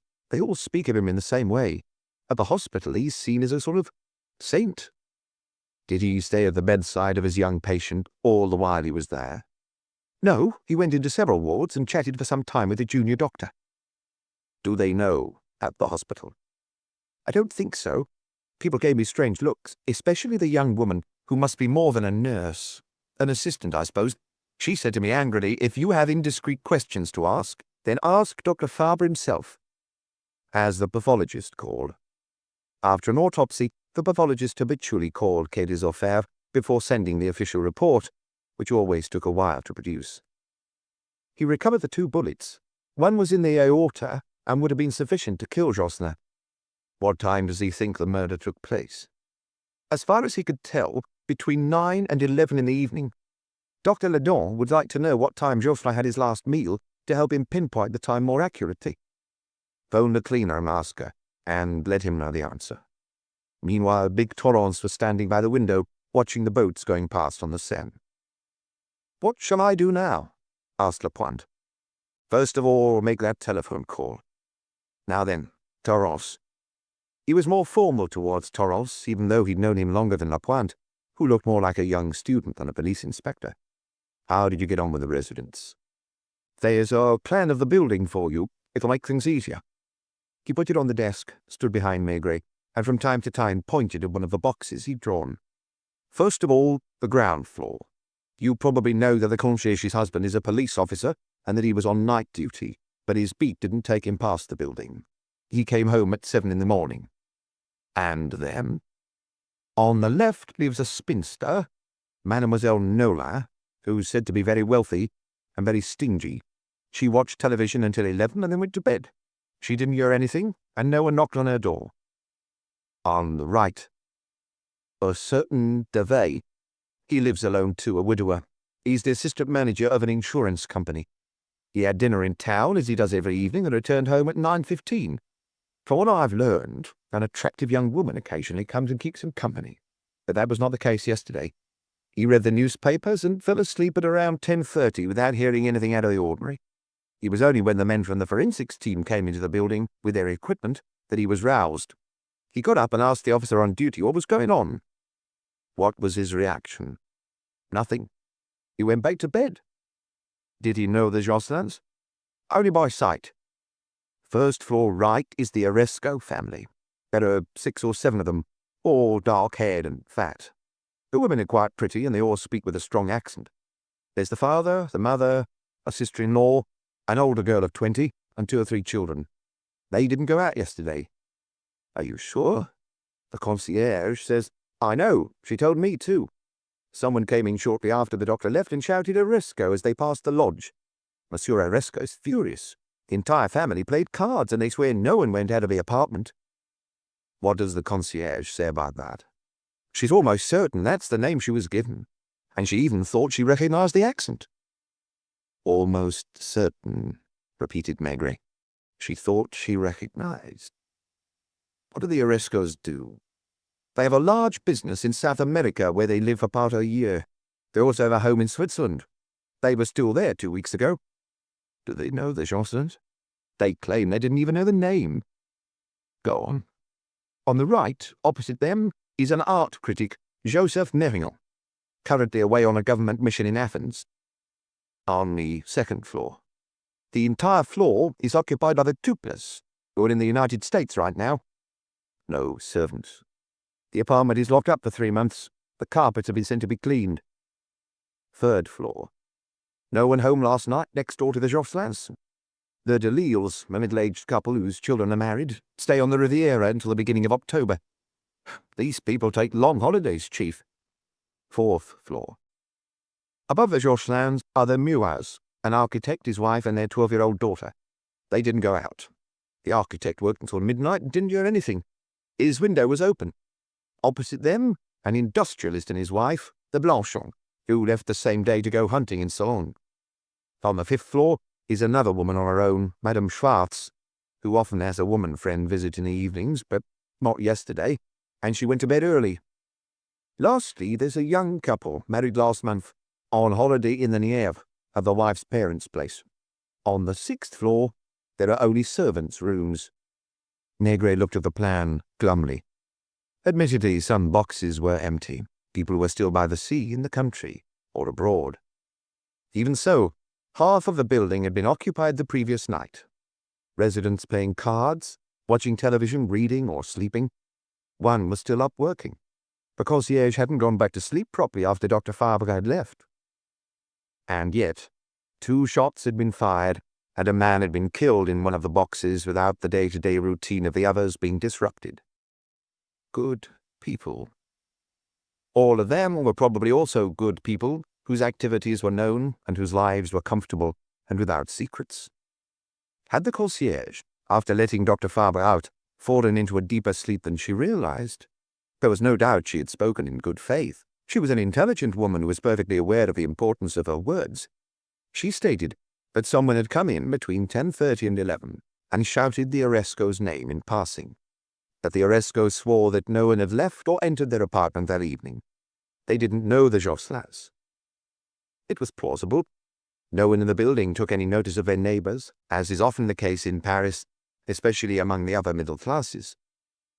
I wonder why a resident returning home would have given another resident's name. And supposing it wasn't someone who lived there. According to the concierge, they wouldn't have been able to leave without being seen. Maigret frowned. It sounds stupid, he grumbled. But logically, that's the only explanation possible. That the person remained in the building? Until this morning, at any rate. During the day, it must be easy to come and go unnoticed. Do you mean that the murderer could have been there very close to the police officers during the deputy public prosecutor's visit, and while the forensics team were at work in the apartment? There are empty apartments. Take a locksmith with you and check whether any of the locks have been forced.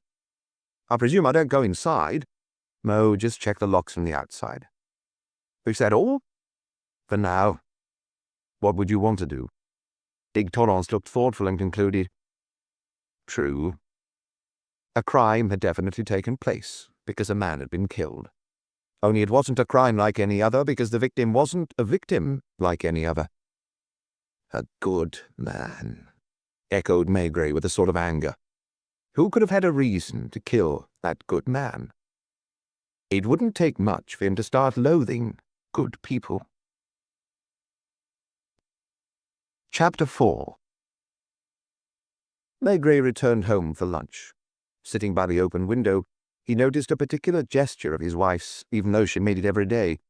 She would remove her apron before sitting down to eat, and often immediately afterwards she'd fluff up her hair. They, too, could have a maid. It was Madame Maigret who'd never wanted one, saying she'd feel useless if she didn't have her housework to do. She agreed to have a cleaner come only 2 or 3 times a week to do the heavy housework, and even then she sometimes did the job again herself. Was the same true of Madame Jocelyn? Doubtless not exactly. She was meticulous, as the state of the apartment showed, but she probably didn't feel the need to do everything with her own hands, as Madame Maigret would. Why, as he ate, was he comparing the 2 women who had nothing whatsoever in common? In Rue Notre-Dame-des-Champs, Madame Jocelyn and her daughter would be eating in privacy, and Maigret imagined that they must be covertly watching one another. Might they be discussing practical details? Meanwhile, back at Boulevard Brune, Dr. Fabre, if he'd gone back home, which was likely, was alone with his children. He only had a young maid to look after them and do all the housework. He would bolt down his lunch before returning to his surgery, where the procession of young patients and anxious mothers would continue all afternoon without a break. Had he found someone to stay at Rue Notre-Dame-des-Champs with his mother-in-law? Would she agree to having a stranger living with her? Maigret caught himself worrying about these things as if they were members of his own family.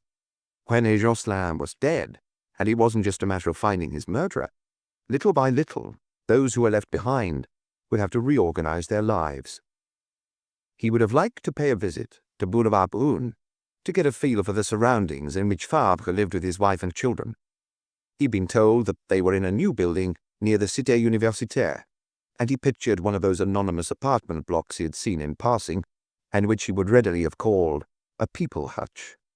A bare white façade, already grimy. Rows of uniform windows and identical apartments from top to bottom. The bathrooms one above the other, the kitchens too, and walls so thin that every sound could be heard. He would have sworn that the atmosphere there wasn't as orderly as in Rue Notre-Dame-des-Champs, that life was less regulated, with meals at odd times, and that this was as much to do with Fabre's character as with his wife's lackadaisical attitude, or perhaps her incompetence. She had been a spoiled child. Her mother still came to see her almost every day, looked after the children, took the eldest one out for walks. Did she also not try to put a little order into a life which she must consider too bohemian? Did the two women at the table realize that logically the only suspect at this point of the investigation was poor Fabre? He was the last person known to have been alone with Jocelyn.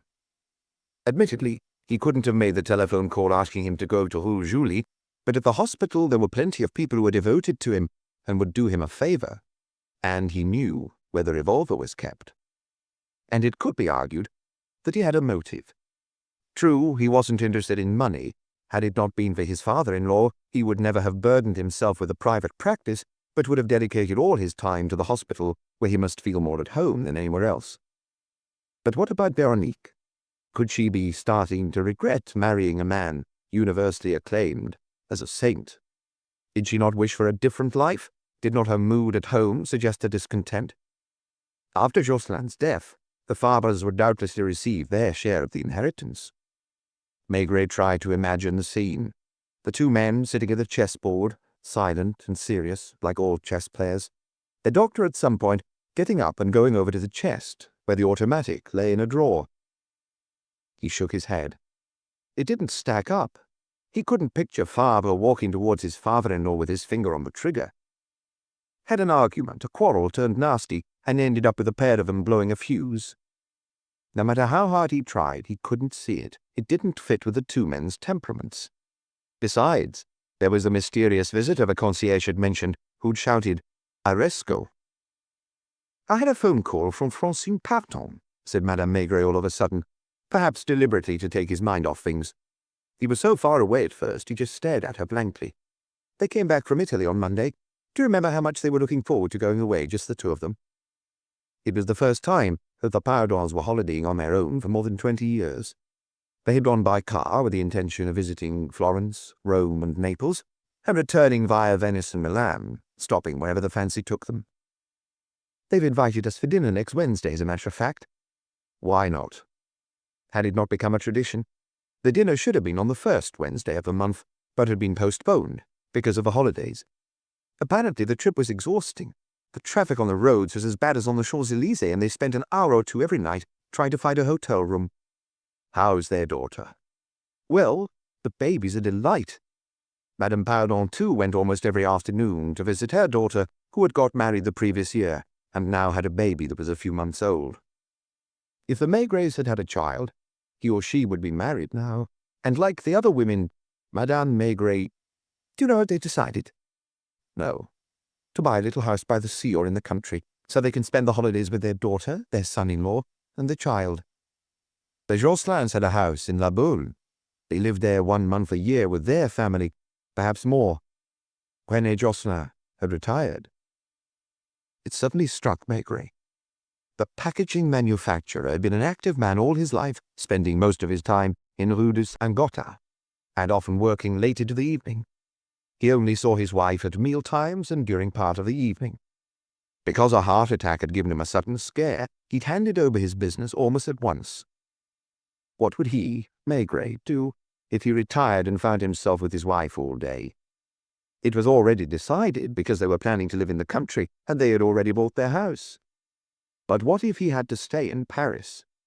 Each morning, Jocelyn went out at a set time, around 9, as if leaving for the office. According to the concierge, he headed for the Luxembourg Gardens, with the regular cautious step of someone with a heart condition. The Jocelins didn't have a dog, and that surprised Maigret. He could picture René Jocelyn walking his dog on a lead. There wasn't a cat in the apartment either. He bought the newspapers. Did he sit on a bench in the gardens to read them? Did he ever enter into a conversation with one of his neighbors? Was he in the habit of meeting the same person, man or woman?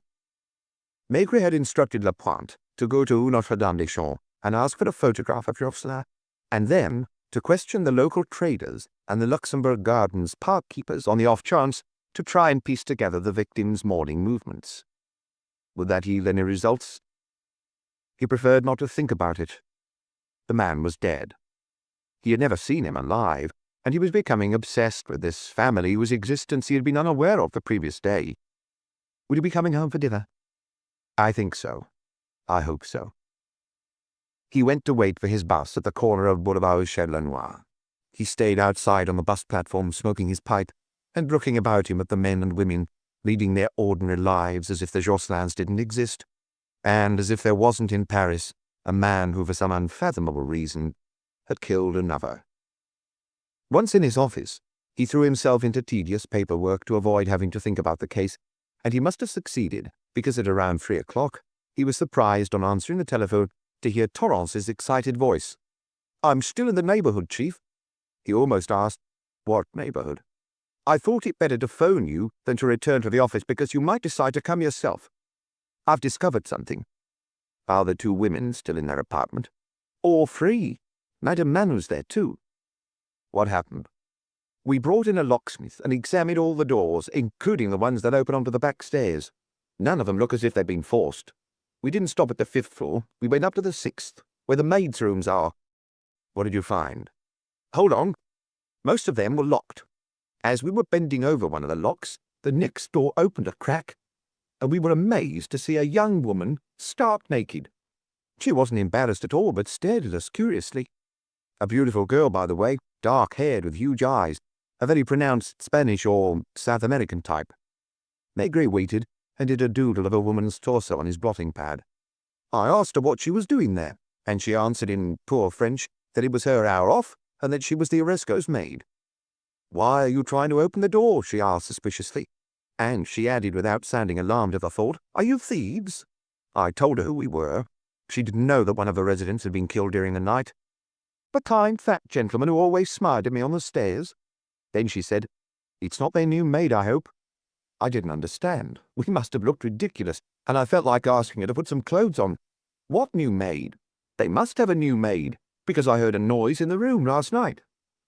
Maigret abruptly stopped doodling. He was furious not to have thought of it. To be more exact, he had started to think of it the previous night. There had been a moment when an idea had begun forming in his mind, and he'd felt he was on the brink of making a discovery, as he had said to Lapointe.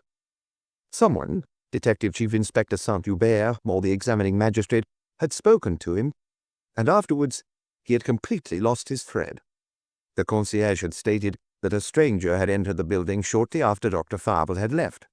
He had given the Oresco's name, whereas the Orescos claimed they hadn't had any visitors and that no member of the family had gone out. Maigret had had the residents questioned, but he'd neglected to go behind the scenes, to the servants' floor. "Just see, Chief. Oh, wait, there's more. That lock hadn't been forced either. So I went down to the 3rd floor via the back stairs, and I asked Madame Menou if she had a key to the maid's room. She reached up to a nail in the wall to the right of a shelf, and then stared at the wall and the nail in shock. Goodness, it's gone. She told me she'd always seen the key to the 6th floor hanging from that nail. Was it still there yesterday? I pressed her. I couldn't say for certain, but I'm almost positive. I've only ever been up once with Madame, when I first came to collect the sheets and blankets and stick paper around the windows to stop the dust getting in." It was typical of Torrance, who, once he was on the scent, followed it as tenaciously as a bloodhound. "I went back upstairs, where my locksmith was waiting for me. A young Spanish woman, whose name is Dolores, and whose hour off must have been up, had gone back downstairs. The lock is a basic mass-produced model, and my companion unlocked it easily. You didn't ask Madame Josselin's permission? No, I didn't see her. You told me not to disturb her unnecessarily, but we didn't need her. Well, Chief, we're getting somewhere. Someone spent at least part of the night in the maid's room. The paper around the window was ripped. The window had been opened. It was still open when we went in. What's more, you can see that a man was laying on the mattress and rested his head on a bolster. And lastly, on the floor, there are cigarette ends. I say a man because there's no lipstick on the butts. I'm calling you from a bar called Le Clairon in Rue Vavin. I thought you'd want to see this. I'm on my way. Maigret was relieved not to have to think about Dr. Fabre anymore. Everything had changed, or so it seemed. The concierge had not been mistaken. Someone had come in from the outside. That someone plainly knew not only about the revolver drawer, but also about the existence of the maid's room and where the key hung in the kitchen. So the previous night, while the investigation was stalling on the third floor, the murderer had probably been in the building, lying on a mattress and smoking cigarettes, as he waited for daybreak and the coast to be clear. Since then, had there been a police officer on duty outside the front door at all times? Maigret didn't know. That was the job of the neighborhood superintendent. There had been one when he'd come back from Rue de Saint-Gothard, but it was the concierge's husband who had requested it after the building had been besieged by reporters and photographers. In any case, in the morning, there were bound to be a number of comings and goings, even if they were only deliveries. The concierge had been busy with the post, her baby, and the reporters, some of whom had managed to sneak up to the third floor. Maigret called Criminal Records. Mers, would you send one of your men with his fingerprinting kit? There might be some additional clues. Tell him to bring all his equipment. I'll be waiting for him in my office. Yes. Inspector Baron knocked on his door. I finally managed to get hold of the General Secretary of the Madeleine Theatre, Chief. 2 seats were indeed booked in Madame Josselin's name, and the 2 seats were occupied. He doesn't know by whom, but they were occupied all evening. There was almost a full house, and no one left the auditorium during the performance. Of course, there are the intervals. How many? 2. The first one only lasts for 15 minutes, and few people leave their seats. The second one's longer, a good half hour, because it's a complicated scenery change. What time does that happen? At 10 o'clock. I have the name of the couple who were sitting immediately behind, 97 and 99. They're regulars, who always book the same seats. Monsieur and Madame de May, Rue de la Pompe in Passy. Shall I question them? You better had. He didn't want to leave anything to chance. The forensic expert from Criminal Records arrived, his equipment slung over his shoulder like a magazine photographer. Shall I take a car? Maigret nodded and followed him. They found Torrance propped up on his elbows in front of a beer, still with his locksmith, who seemed to find the whole business very amusing. I don't need you any more, said Maigret. Thank you. How would you get in without me? I locked the door. Your inspector told me to. I didn't want to take any chances, muttered Torrance. Maigret ordered a beer too, and downed it almost in one. It would be best if the 3 of you waited for me here. He crossed the street, entered the lift, and rang the Josselin's bell. Madame Mamou opened the door as she had that morning without taking off the chain, recognized him straight away, and let him in. Which of the ladies do you wish to see?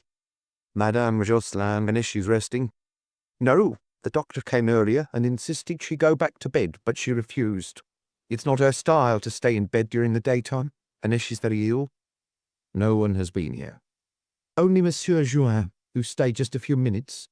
Then your inspector, the fat one, who asked me for the key for upstairs.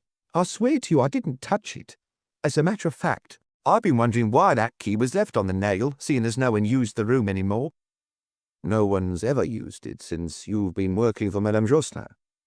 What would they have used it for, since there aren't any other servants?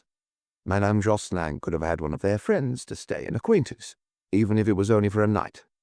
If they'd had a friend to stay, I imagine they'd have given them Madame Fabre's room. I'll go and tell Madame. What is she doing? I think they're making the list of people to send the announcement to. The women weren't in the drawing-room. After keeping Maigret waiting for a good while, they appeared together, and he had a strange sense that perhaps they stayed glued to one another because each was suspicious of the other. Forgive me for troubling you again, ladies. I presume Madame Manu has informed you. They observed each other before opening their mouths in unison, but it was Madame Jocelyn who spoke. "It never occurred to me to put that key away," she said, "and I'd almost forgotten about it. What does this mean? Who could have taken it? Why?" Her gaze was even more fixed, even darker than that morning. Her hands betrayed her jitteriness. "So as not to bother you," explained Maigret, "my inspector took it upon himself to open the door of the maid's room. Oh, please don't be angry with him, especially since in doing so he has probably given the investigation a new lead." He watched her, alert to her reactions, but she gave no indication of what was going on inside her. "What do you need to know?" "How long is it since you last went up to the 6th floor?" "Several months. When Madame Nanu started working for me, I took her upstairs, because the previous maid had left the place in a mess, and the room was indescribably filthy." "So that was around 6 months ago?" "Yes." "You haven't been back up there since. Your husband neither, I suppose?" "He never went up to the 6th floor in his life. What would he have done up there?" "And what about you, madame?"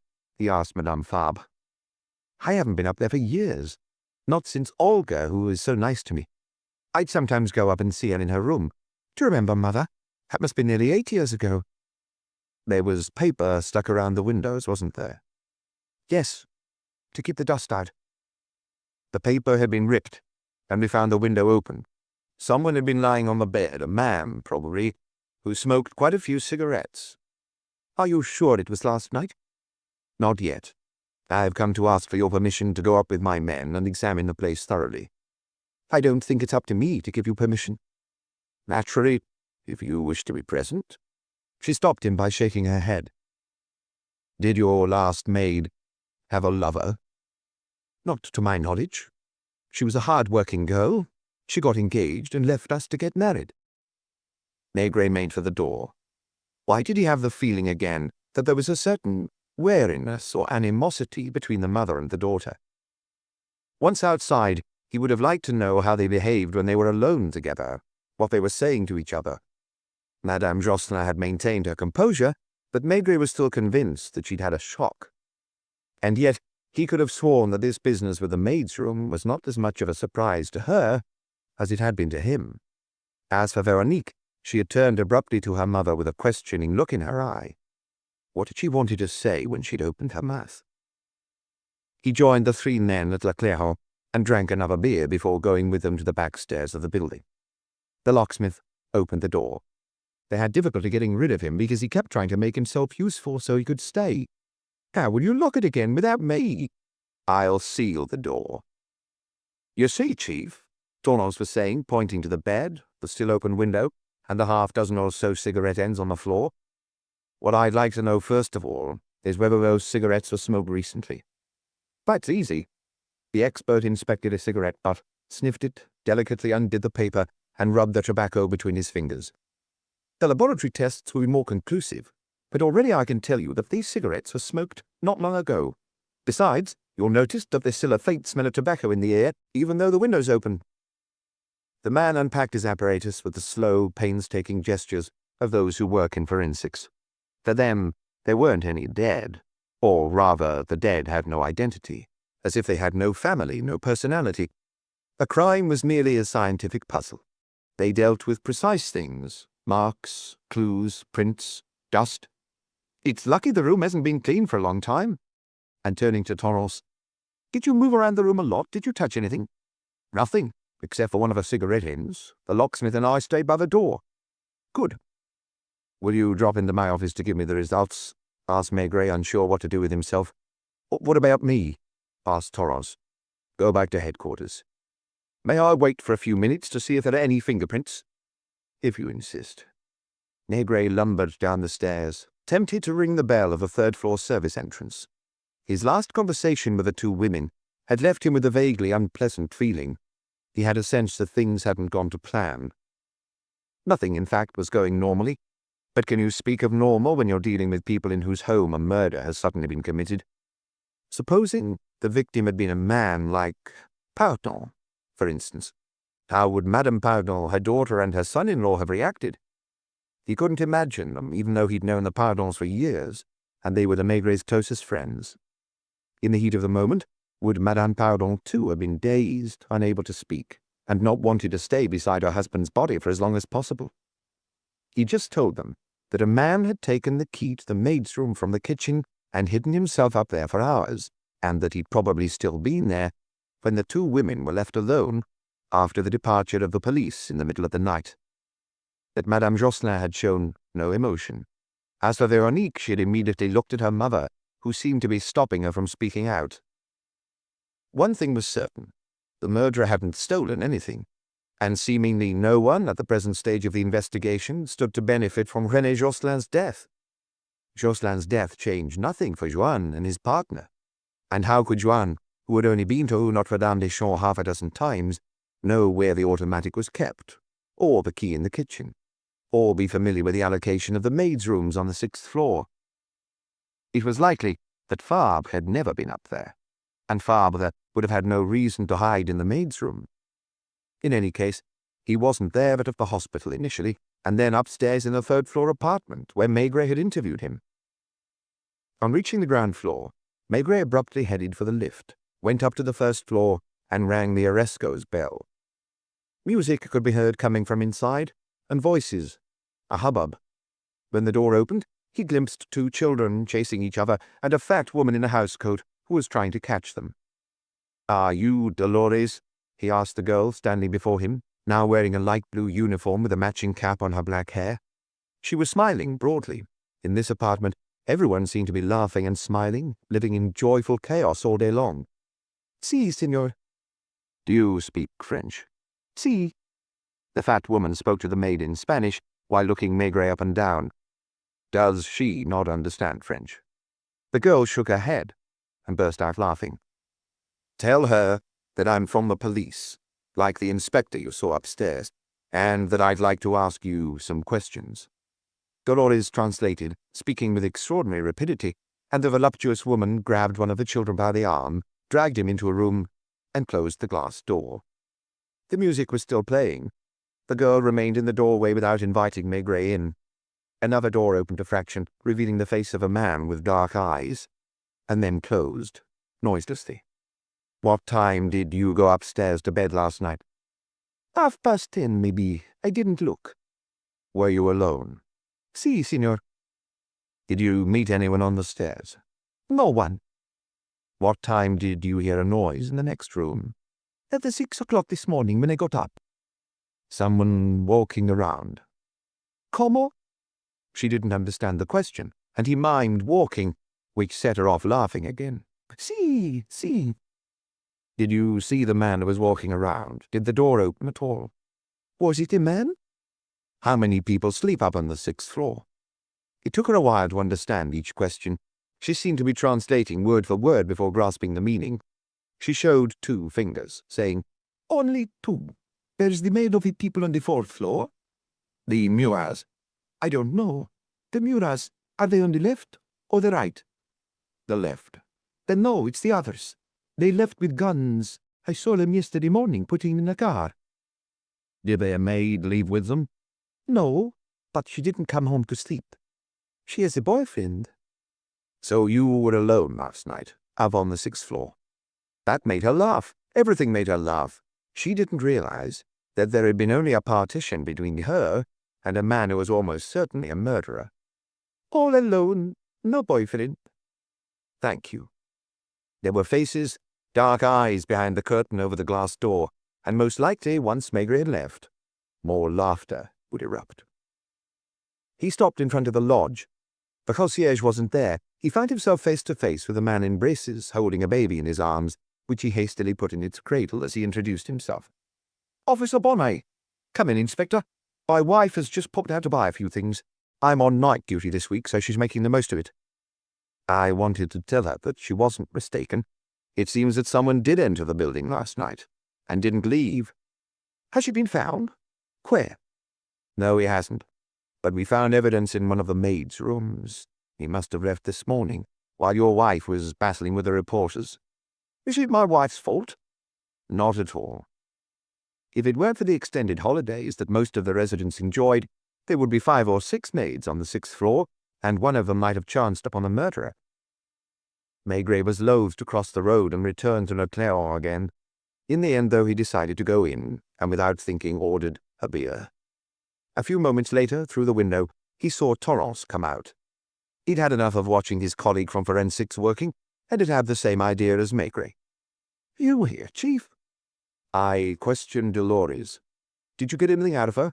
Did she have her clothes on at least?" Torrance was still feeling proud of himself, happy with his discovery. He didn't seem to understand why Maigret appeared more preoccupied, more weighed down than he had been that morning. "We've got a lead, haven't we? You know there are fingerprints all over the place up there. Our colleague's having a field day, and if the murderer's got a criminal record—" "I'm almost certain he hasn't," sighed Maigret, draining his glass. And indeed, 2 hours later, the criminal records clerk confirmed that the fingerprints found at Rue Notre-Dame-des-Champs didn't match anyone on file for being in trouble with the law. Meanwhile, Lapointe had spent the afternoon showing the photograph of René Josselin to local traders, park keepers, and bench regulars. Some recognized him, others didn't. "We saw him go past every morning, always walking slowly. He used to watch the children playing. He'd put his newspapers down next to him, then start reading them, sometimes smoking a cigar. He looked like a good man." "Of course." Chapter 5. Had it rained much during the night?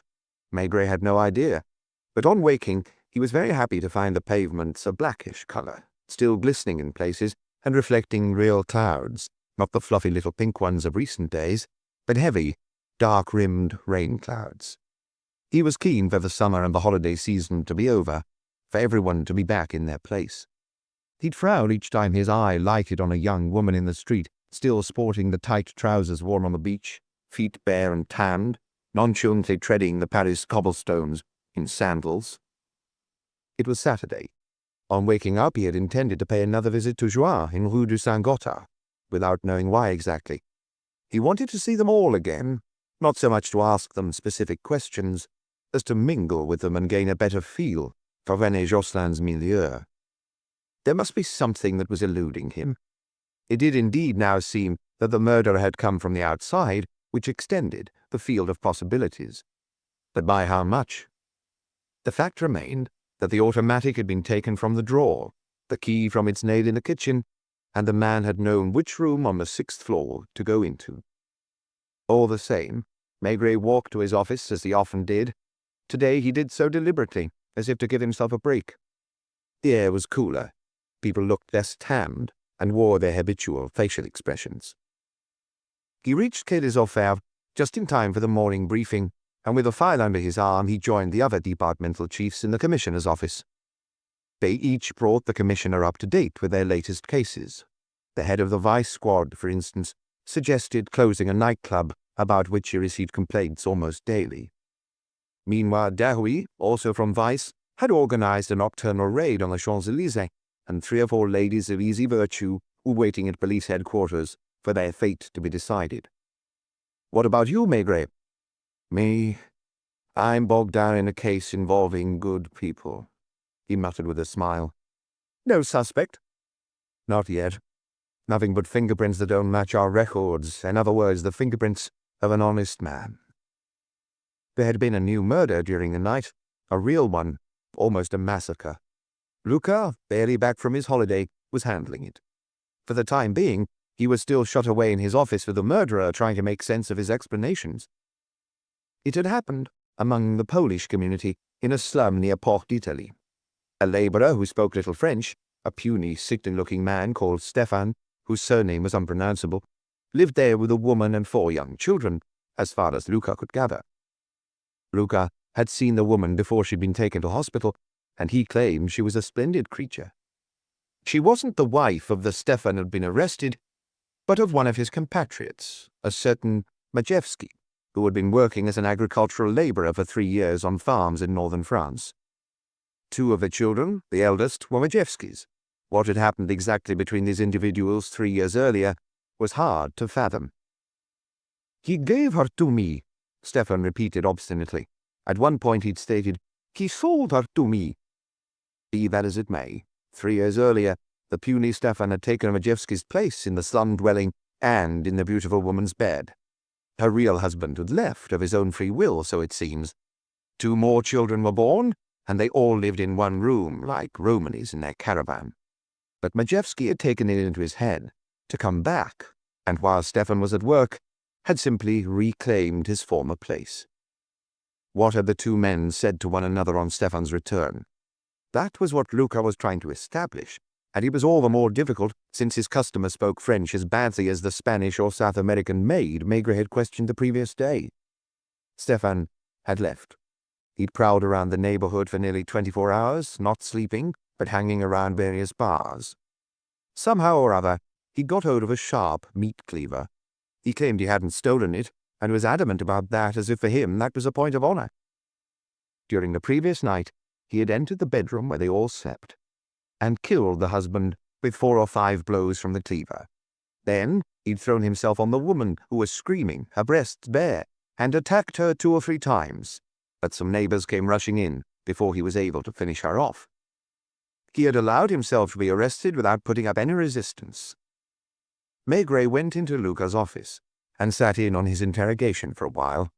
Luca was at his typewriter, painstakingly tapping out the questions and the replies. The man was seated on a chair, smoking a cigarette he'd just been given, and there was an empty coffee cup beside him. He'd been somewhat roughed up by the neighbors. His shirt collar was torn, his hair disheveled, and his face scratched. He was listening to Luca speak, his eyebrows knitted, making a huge effort to understand. Then he appeared to be thinking, his head swaying from left to right and from right to left. "He gave her to me," he repeated at length, as if that explained everything. "He had no right to take her back." It seemed perfectly natural to him to have killed his former friend. He would have killed the woman, too, if the neighbors hadn't stopped him in time. Would he have killed the children? He didn't answer that question, perhaps because he himself didn't know. He hadn't thought of everything. He had decided to kill Majewski and his wife. As for the rest... Maigret went back to his office. He found a note informing him that the people from Rue de la Pompe, who had been behind Madame Josselin and her daughter at the theatre, remembered the 2 women very clearly. They hadn't budged from their seats during the first interval, only during the second, after which they'd sat down again well before the curtain had gone up, and they hadn't left the auditorium during the performance. "What shall I do today, Chief?" Lapointe had just asked him. The same as yesterday afternoon. In other words, retrace the route René Josselin took each morning on his stroll, and question people. He must have spoken with someone. Try again at the same time as him. "Do you have a second photograph?" "Give it to me." Maigret stuffed it in his pocket, on the off chance. Then he took a bus to Boulevard de Montparnasse, and had to put out his pipe, because it was a bus with no external platform. He needed to stay in touch with Rue Notre-Dame-des-Champs. Some colleagues claimed that he insisted on doing everything himself, including tedious shadowing, as if he didn't trust his inspectors. They didn't understand that for him it was a necessity to get a sense of people's lives, to try and put himself in their shoes. Had it not been impossible, he would have moved into the Josselins' apartment and sat down at the table with the 2 women, and perhaps gone home with Veronique to observe how she behaved with her husband and children. He wanted to walk in the steps Josselin took on his morning constitutional each day, to see what he saw and rest on the same benches. Once again, it was the hour when the concierge was sterilizing the baby's bottles, and she was wearing her white pinafore.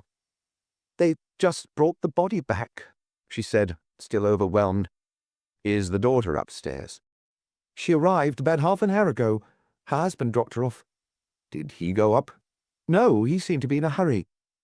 "Is there anyone else in the apartment?" "People from the funeral directors. They've already taken all their equipment upstairs to set up the chapel of rest."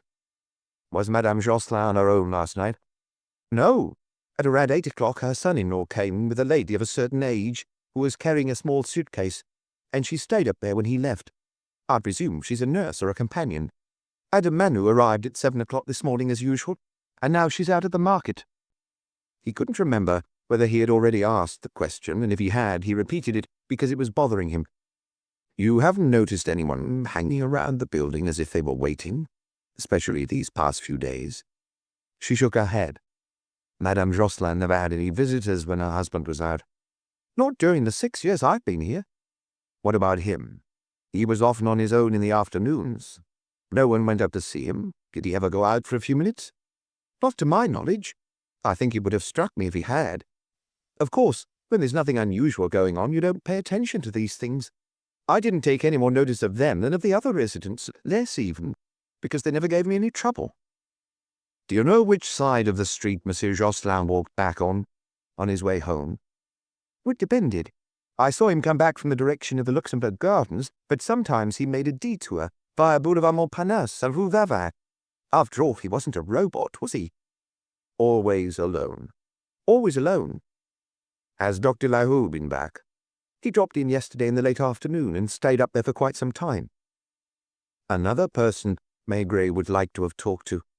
He felt he had something to learn from all of them. He didn't necessarily suspect them of lying, but of hiding part of the truth, wittingly or unwittingly. Especially Madame Jocelyn. At no point had she seemed relaxed. She was visibly on her guard, trying to guess in advance the questions he was going to ask her, and mentally preparing her answers. Thank you, Madame Bonnet. Is the baby well? Did he sleep through the night? He only woke up once and went straight back to sleep. Funnily enough, on that night, he was very restless, as if you could sense that something was going on. It was 10:30. Lapointe must have been busy stopping people in the Luxembourg Gardens and showing them the photograph. They looked at it closely and shook their heads solemnly. Maigret decided to have a go himself, on Boulevard de Montparnasse and then perhaps Boulevard Saint-Michel. He started by going into the little bar where he'd drunk 3 beers the previous day, and the waiter asked him as if he were a regular. The usual? He said yes without thinking, even though he didn't fancy a beer. Did you know Monsieur Jocelyn? I didn't know his name. When I saw his photo in the newspaper, I remembered him. In the past, he had a dog, an old German shepherd crippled with rheumatism that used to walk at his heels, hanging its head. I'm talking about at least 7 or 8 years ago. I've been working here for 15 years. What became of the dog? It must have died of old age. I think it was mainly a young lady's dog. I remember her, too. Have you ever seen Monsieur Jocelyn in the company of a man? Have you ever had the impression that someone was waiting for him when he came out of his building? No. You see, I only knew him by sight. He never came in here. One morning, when I happened to be on Boulevard Saint-Michel, I saw him come out of the PMU bar. That took me aback. I'm in the habit of having a little flutter on the horses every Sunday, but it surprised me that a man like him bets on the races. Did you only see him at the PMU that one time? Yes, but I'm really out and about at that hour. Thank you. Next door was a grocer's shop, which Maigret entered, photograph in hand. Do you know this man? Of course, it's Monsieur Jocelyn. Did he used to come here?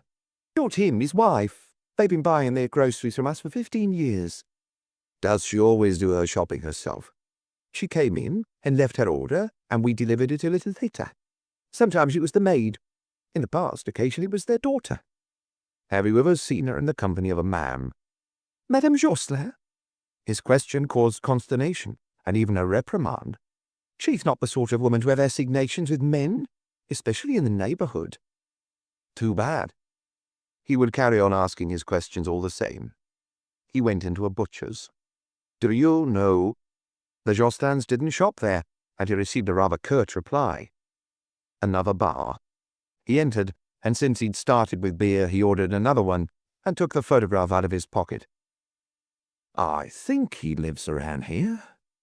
How many people would he and Lapointe question like this, each on their own patch, and yet they could only count on a coincidence? It was true that coincidence had already played a part. Maigret now knew that René Jocelyn had a passion, harmless as it may have been, a compulsion, a habit. He bet on the horses. Did he play for high stakes, or was he content to place small bets for fun? Did his wife know? Maigret would have sworn she didn't. It wasn't in keeping with the apartment in Rue Notre-Dame-des-Champs, or with their characters as he perceived them. So there was a little chink. Might there not be others? Excuse me, madame, do you— The photo once again. Shake of the head. He tried again further on, going into another butcher's, the right one this time, where Madame Jocelyn and Madame Manu were regular customers. We'd see him go past almost always at the same time. Alone? except when he ran into his wife on his way back from his walk. What about her? Was she always alone too? Once she came with a little boy who was just toddling, her grandson. Maigret went into a brasserie on Boulevard de Montparnasse. It was the hour when the place is almost empty. The waiter was polishing the counter. A little glass of anything, but not beer, he ordered. An aperitif? A brandy? A brandy. And just when he was least expecting it, he made a breakthrough. I know him, yes. I immediately thought of him when I saw his photo in the newspaper, except he wasn't quite so fat of late. Did he come in for a drink sometimes? Not often. He came perhaps 5 or 6 times, always when there was hardly anyone here, which is why I noticed him. At this hour? More or less, or a little later. Was he alone? No, there was someone with him, and each time they'd sit right at the back. A woman? A man. What type of man? Well-dressed, not that old, I'd say he was in his early 40s. Did they appear to be discussing something? They kept their voices down so I couldn't hear what they were saying. When was the last time they were here? 3 or 4 days ago. Maigret hardly dared believe it. Are you sure this is the man? He showed the photograph again. The waiter looked at it more attentively. I'm telling you it is. Listen, he was even carrying some newspapers, 3 or 4 at least, and when he left I ran after him to give them back to him, because he'd left them on the banquette. Would you be able to recognize the man who was with him? Maybe. He was tall, with brown hair. He was wearing a pale-coloured suit of a lightweight fabric, very well cut. Did they appear to be quarrelling? No. They were serious, but they weren't quarrelling. What did they drink? The fat one, Monsieur Jocelyn, had a small bottle of mineral water, and the other one a whiskey. He must be used to it because he wanted a particular brand. I didn't have it, so he asked for a different one. How long did they stay? 20 minutes, perhaps, maybe a little longer. Was that the only time you saw them together? I'd swear that when Monsieur Jocelyn came before, several months ago, well before the holidays, he was with the same person, and I saw that man again, as a matter of fact. When? The same day, in the afternoon, or maybe it was the following day. No, it wasn't. It was definitely the same day. So, this week? Definitely this week, Tuesday or Wednesday. Did he come back alone? He was on his own for quite a while, reading an evening paper. He ordered the same whiskey as in the morning. Then a lady joined him. Do you know her? No. A young woman? Of a certain age, neither young nor old, an elegant lady. Did they appear to know one another? Definitely. She seemed to be in a hurry. She sat down next to him, and when I went over to take their order, she signalled that she didn't want anything. Did they stay long? About 10 minutes. They didn't leave together. The woman went out first, and the man had another drink before going. Are you certain that it's the same man who was with Monsieur Jocelyn that morning? Absolutely positive. And he drank the same whiskey. Did you get the impression that he drinks heavily? He seems like a man who drinks, but can hold his liquor. He wasn't tipsy at all, if that's what you mean. But he had bags under his eyes. You see, is that the only time you saw the man and the woman together? The only one I recall. At certain times you paid us attention. There are other waiters who work here. Maigret paid for his drink and found himself back in the street, wondering what to do next. Although he was tempted to go straight to Rue Notre-Dame-des-Champs, he was reluctant to turn up when the body had only just been returned to the family and they were busy setting up the chapel of rest. He decided instead to keep walking to the Closerie des Lilas brasserie, going in and out of shops and showing the photograph with less and less conviction. He met the Jocelyn's greengrocer and the cobbler who mended their shoes, and went into the patisserie, where they bought cakes. Then, as he reached Boulevard Saint-Michel, he decided to take it to get to the main entrance of the Luxembourg Gardens, following Jocelyn's daily route in reverse. Opposite the gates was the kiosk where Jocelyn bought his newspapers. He showed the photograph. Questions, the same as always. He was expecting to see young Lapointe, who was working in the other direction, appear from one moment to the next. That's him, all right. I kept his newspapers and weeklies for him. Was he always alone? The old woman thought for a minute. Once or twice, I think. Once, in any case, there had been someone standing beside Jocelyn, and she'd asked, And for you? And the man had replied, I'm with Monsieur. He was tall, with dark hair as far as she could recall. When was it? In the spring, because the horse chestnut trees are in blossom. And you haven't seen him again recently? I haven't noticed him. Maigret found Lapointe in the PMU bar. Did they tell you too? Asked Lapointe in surprise. What? That he was in the habit of coming here. Lapointe had already questioned the owner. He didn't know Jocelyn's name, but he was positive. He came in 2 or 3 times a week and bet 5,000 francs each time. No, he didn't look like a punter. He didn't walk in holding the racing papers. He didn't study the odds. These days there are quite a lot like him, who don't know which stables a horse belongs to, or what the word handicap means. They pick numbers as if it's a lottery. Ask for a ticket ended in such and such a number. Did he sometimes win? Once or twice. Maigret and Lapointe walked through the Luxembourg Gardens together. Students absorbed in their books sat on the iron chairs, and couples with their arms around each other gazed vaguely at the children playing under the watchful eye of their mother or their maid. Do you think Jocelyn kept secrets from his wife? I get that impression. I'll find out soon. Are you going to question her? Shall I come with you? I'd rather you were there, yes. The funeral director's van was no longer parked outside. The 2 men took the lift up and rang the bell, and once again Madame Manu opened the door a crack, leaving the chain on. Oh, it's you. She showed them into the drawing room, where nothing had changed. The dining room door was open, and an elderly woman was sitting near the window, knitting. Probably the nurse or companion that Dr. Fabre had brought over. Madame Fabre has just gone back home. Shall I inform Madame Jocelyn that you're here? And in a whisper the cleaner added, Monsieur is here. She pointed to Veronique's former bedroom, then went to let her employer know of their presence. Madame Jocelyn wasn't in the chapel of rest, and she walked in, dressed in dark colours as she had been the previous day, with a grey pearl necklace and earrings. She still looked as if she hadn't cried. Her stare was just as fixed, her eyes just as fiery. I understand you wish to speak to me. She looked at Lapointe with curiosity. One of my inspectors, muttered Maigret. I apologize for disturbing you again. She did not invite them to sit down, as if she expected the visit to be brief, nor did she ask any questions, but her eyes looked straight into Maigret's. You may find this question pointless, but I would like to ask you first of all, if your husband was a player. She didn't demur.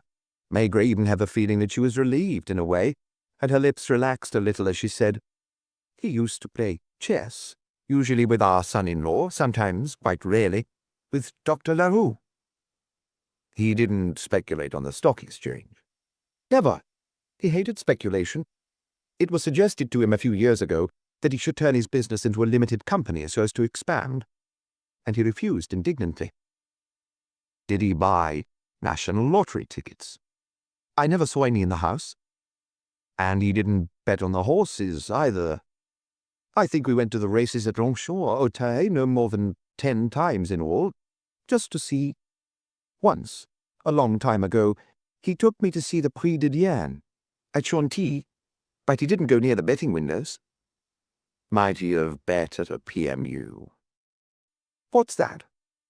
There are cafes and bars in Paris and all over France that have a licensed betting counter. My husband didn't frequent cafes. There was a note of contempt in her voice. I presume you don't either. Madame Jocelyn's gaze hardened, and Maigret wondered whether she was going to become angry. Why are you asking me that? He was reluctant to press his questioning further, thinking it was better not to alert her at this stage. The silence was painful, and was beginning to weigh heavily on the 3 of them. Out of discretion, the nurse or companion had got up and closed the dining-room door. Behind another door, there was a dead man, black drapes, probably candles burning, and a sprig of boxwood steeped in holy water. Maigret could not forget that the woman in front of him was the widow. She had been at the theatre with her daughter when her husband was murdered. May I ask you whether on Tuesday or Wednesday of this week you might have gone into a cafe, a local cafe? My daughter and I went for a drink when we left the theatre. Veronique was very thirsty. We didn't stay there long." "Where was that?" "Oh, I'm talking about Tuesday or Wednesday, and a local brasserie." "I don't understand what you mean." Maigret was embarrassed at the role he was having to play. He had the impression, without being certain, that the shot had hit home, that he was taking all of Madame Jocelyn's self-control not to let her panic show. It had only lasted a fraction of a second, and she hadn't taken her eyes off him. "Someone, for some reason, could have arranged to meet you close to here, on Boulevard de Montparnasse, for example." "No one arranged to meet me." "May I ask you to give me a photograph of you?" She almost said, "What for?" She refrained and contented herself with murmuring, "I suppose I have to do as you ask?" It was as if hostilities had just begun. She left the room and went into her bedroom, leaving the door open, and she could be heard rummaging in a drawer which must have been full of papers. When she returned, she was holding a passport photo that was 4 or 5 years old. "Presumably this is good enough." Maigret slipped it into his wallet, taking his time, and saying as he did so, "Your husband used to bet on the horses." "In that case, it is behind my back." "Is that against the law?" "It isn't against the law, madame, but if we want to have a chance of finding his killer, we need to know everything. 3 days ago, I didn't know this household. I knew neither of your existence nor that of your husband. I asked you to cooperate. I have answered you. I would have liked you to tell me more. Since this was war, he attacked. I didn't insist on seeing you on the night of the tragedy because Dr. Lahou told me you were in a state of utter shock. Yesterday I came. I received you. And what did you tell me? Everything I could tell you. That means what I knew. Are you certain you told me everything? Are you certain that your daughter and your son-in-law aren't hiding anything from me? Are you accusing us of lying?" Her lips trembled slightly. She was probably making a remarkable effort to remain upright and dignified in front of Maigret, whose complexion had grown somewhat ruddier. Lapointe, meanwhile, was embarrassed and didn't know where to look. "Perhaps not of lying, but of leaving out certain things. For example, I know for a fact that your husband used to bet on the horses. How is that useful to you? If you knew nothing about it, if you never suspected him of it, this tells me he was capable of keeping things secret from you. And if he hid that, maybe he never thought to tell me about it. That would be plausible if he had only played once or twice on impulse. But he was a regular, and gambled several thousand francs a week. What are you suggesting? You gave me the impression, which you maintained, that you knew everything about him, and that you, for your part, had no secrets from him. I don't understand what that has to do with— Let us suppose that on Tuesday or Wednesday morning he met someone in a brasserie on Boulevard de Montparnasse. Did someone see him there? There is at least one witness who is positive. He may have run into an old friend or a former employee who invited him for a drink. You told me he didn't frequent cafes. I wouldn't say that on an occasion like that he didn't mention it to you. No, he didn't say to you when he got home, by the way, I bumped into so-and-so. I don't remember. If he had done so, would you remember? Probably. And supposing you yourself had met a man whom you know well enough to sit in the cafe with for around 10 minutes while he drank a whiskey. Perspiration beaded his forehead, and he toyed almost menacingly with his extinguished pipe. I still don't understand. Forgive me for disturbing you. I expect I'll have to come back. In the meantime, please think hard. Someone killed your husband and is still at large. He may kill again. She was very pale, but still did not bat an eyelid, and began to walk towards the door. She merely took her leave with a curt nod, then closed the door behind them. In the lift, Maigret mopped his brow with his handkerchief. He seemed to be avoiding Lapointe's gaze, as if he were afraid of seeing an accusation in it, and he stammered, I had to. Chapter 6.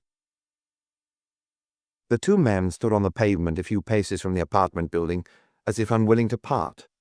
A fine, barely perceptible drizzle was falling, and at the bottom end of the street, High-pitched bells had started ringing, to which others responded from another direction, and then another. A stone's throw from Montparnasse and its cabarets, this neighborhood close to Luxembourg Gardens was not only a quiet middle-class haven, but it was also home to several convents. Behind the Little Sisters of the Poor there was the Servants of Mary. In neighboring Rue Vavin was the Sisters of Zion, and at the other end of Rue Notre-Dame-des-Champs, the Augustinian Sisters. Maigret seemed to be listening to the chiming of the bells. He inhaled the air, moist with invisible droplets, then sighed, and said to Lapointe, "Drop in to Rue du Saint-Gothard, would you? It'll only take you a few minutes by taxi. On a Saturday the offices and factory will probably be locked up. If Juan is like his old boss, there's a chance that he'll have come in to finish off some urgent task on his own. If not, you're bound to find a concierge or watchman. If need be, ask for Juan's home telephone number and call him. I'd like you to bring me a framed photograph that I saw in his office. Yesterday, while he was talking to me, I looked at it absently without thinking it might be useful to me. It's a group photo with René Jocelyn in the center, flanked by Joanne and Goulet most likely, with other male and female employees in rows behind them, 30 or so people altogether. Not all the women factory workers are there, only the longest-serving employees or the most senior. I suppose the photo was taken at a birthday celebration or when Jocelyn retired. Shall I see you back at the office? No, come and meet me at the Plaza on Boulevard de Montparnasse, where I was earlier. Which one is it? I think it's called the Brasserie Franco-Italienne. It's next to a shop that sells artists' materials. Maigret went off, his shoulders stooped, drawing on his pipe which he'd just lit, and which for the first time that year had the taste of autumn. He felt a lingering embarrassment at his harshness towards Madame Jocelyn, and realized that this wasn't over, but was just the start.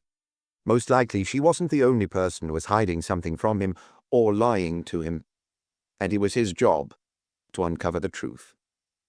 It was always painful for Maigret to back someone into a corner, and that was because of an incident in his childhood during his first year at school in his village in the Allier. That was when he told his first ever big lie. The school gave out textbooks that were used, and some of them were badly battered. But some pupils brought brand new textbooks, and he wanted one. One of the books he'd been given was a catechism with a greenish cover, its pages already yellowing, while other better-off friends had bought new catechisms in a new edition with an attractive pink binding. "I've lost my catechism," he told his father. "I told the teacher, and he gave me another one." But he hadn't lost it. He'd hidden it in the attic, because he hadn't dared destroy it. He had difficulty getting to sleep that night. He felt guilty and was convinced that sooner or later he would be found out. The next day, he experienced no joy in using his new catechism. He had suffered for 3 or 4 days, until he went to the teacher, clutching his book. "I've found the old one," he stammered, red-faced, his throat dry. My father told me to give this one back to you." He still remembered the look the teacher gave him, a look that was both penetrating and benevolent. He was certain the man had guessed the whole story, and had understood. "Are you glad you found it?" "Oh, yes, sir." All his life he had remained grateful to that teacher for not having made him own up to his lie, and thus saving him from humiliation. Madame Jocelyn was lying too, but she wasn't a child. She was a woman, a mother, and a widow. He had, as it were, forced her to lie, and others around her were probably lying too for one reason or another. He would have liked to help them, save them from the terrible ordeal of fighting the truth. He wanted to believe they were good people. In fact, he was convinced that they were. Neither Madame Jocelyn nor Veronique nor Fabre had killed. But all the same, each of them was hiding something that would most likely have enabled him to lay hands on the murderer. He glanced at the buildings opposite, thinking that it might be necessary to question all the residents of the street, or those who might have witnessed a useful little detail from their window. Jocelyn had met a man, either the day before or on the day of his death. The waiter wasn't entirely sure. Maigret would find out whether it was indeed Madame Jocelyn who had met the same man in the afternoon in the quiet ambience of a brasserie. He arrived there a little later, and the atmosphere had changed somewhat. People were drinking aperitifs, and a row of tables had already been set with tablecloths and cutlery for lunch. Maigret went and sat in the same place as earlier that morning. The waiter who had served him approached him as if he were already a regular customer, and Maigret took the passport photo out of his pocket. "Do you think this is the woman?" The waiter put on his glasses and studied the little cardboard square. "She's not wearing a hat here, but I'm almost certain it's the same woman." "Almost. I am certain. Only if I have to give evidence in court one day with the judges and the lawyers asking me lots of questions, I don't think you'll have to testify." "It's definitely her, unless it's someone who looks very much like her. She was wearing a dark woolen dress, not quite black, with sort of little grey hairs in the wool, and a hat with white trimming." The description of the dress matched the one Madame Jocelyn had been wearing that morning. "Would you like a drink?" "A brandy with water. Where's the telephone?" "Up the back on the left, opposite the toilet. Ask the cashier for a token." Maigret shut himself in the booth and looked for Dr. Lavoux's number. He wasn't too sure of finding him at home. He had no specific reason for calling the doctor. He was doing the groundwork, as with the photo from Rue de Saint-Gothard. He was trying to rule out various hypotheses, even the most far-fetched. A man's voice answered, "Is that you, Doctor? Maigret here." "I've just got home, and it just so happens I was thinking of you." "Why?" "I don't know. I was thinking about your investigation, about your profession. You're lucky to find me at home at this hour. On Saturdays I finish my round earlier than on other days, because many of my patients are away." "Would you mind coming and having a drink with me at the Brasserie Franco-Italienne?" "I know it. I'll be there right away. Do you have any news?" "I'm not sure yet." Lavaux, short, plump, balding, did not match the waiter's description of Jocelyn's companion. Neither did Joanne, whose hair was redder and who did not look like a whiskey drinker. Even so, Maigret was determined to leave no stone unturned. A few minutes later, the doctor got out of his car and joined him, then, addressing the waiter, said, as if on familiar territory, "How are you, Émile? How are those scars?" "They've almost disappeared." "A port, doctor?" They knew one another. Lavaux explained that he treated Émile a few months earlier when the waiter had scalded himself with a percolator. Another time, a good 10 years ago, he sliced himself with a cleaver. "And how's your investigation going, Inspector?" "I'm not getting much help," replied Maigret bitterly. "Are you talking about the family?" "About Madame Jocelyn in particular. I'd like to ask you a couple of questions about her. I already asked you a few the other evening. There are a number of things bothering me. If I understand correctly, you and your wife were pretty much the Jocelyn's only close friends." "That's not entirely correct.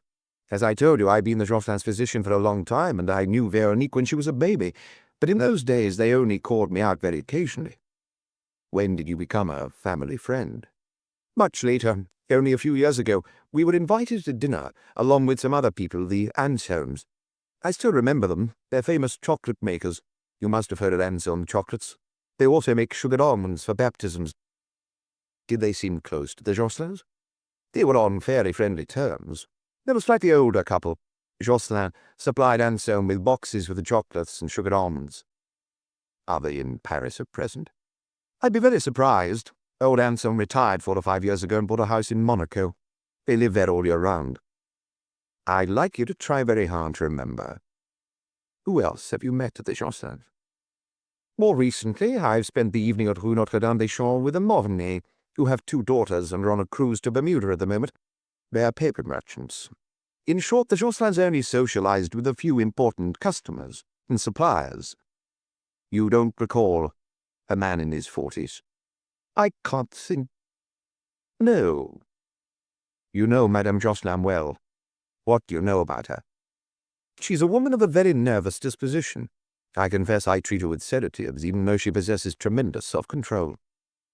"Did she love her husband?" "I'm certain she did. She didn't have a very happy adolescence, as far as I gather. Her father, widowed at a young age, was a bitter man, excessively strict." "Did they live near Rue de Saint-Gothard?" "A stone's throw. Rue Darrow. She met Jocelyn and they got married after being engaged for 1 year." "What became of the father?" "He contracted a particularly painful cancer and committed suicide a few years after becoming ill." "What would you say if you were told that Madame Jocelyn had a lover?" "I wouldn't believe you. You see, through my profession I am party to the secrets of many families. The number of women, especially in certain circles, the ones the Jocelins move in, the number of women, I was saying, who are unfaithful to their husbands is much lower than literature and the theatre would have us believe. I'm not claiming that it is always out of virtue. Perhaps lack of opportunity, fear of gossip are factors. She often goes out alone in the afternoons. Like my wife, like most wives. That doesn't mean that they're going to meet a man in a hotel or a so-called bachelor pad. No, Inspector, if you're seriously asking me the question, my answer is a categorical no. You're barking up the wrong tree. What about Veronique? I'm tempted to reply the same thing, but I'd rather refrain. It's unlikely. It's not entirely impossible. She may have had a few dalliances before getting married. She studied at the Sorbonne. She met her husband in the Latin Quarter, and she must have met other men before him. Might she be a little disappointed by the life he has to lead? I wouldn't swear it. She thought she was marrying a man, and she's married a doctor. Do you understand? Yes. That didn't get Maigret any further, didn't lead anywhere. He was floundering, and he drank his brandy glumly. Someone killed René Jocelyn. He sighed. So far, that was the only certainty. And also that a mystery man had met the cardboard manufacturer in secret in this same brasserie, and later had met Madame Jocelyn here. In other words, the husband and the wife were hiding something from one another, something connected with one and the same person. I don't see who it can be. I'm sorry I can't be of any more assistance. Now it's time for me to go back to my wife and children.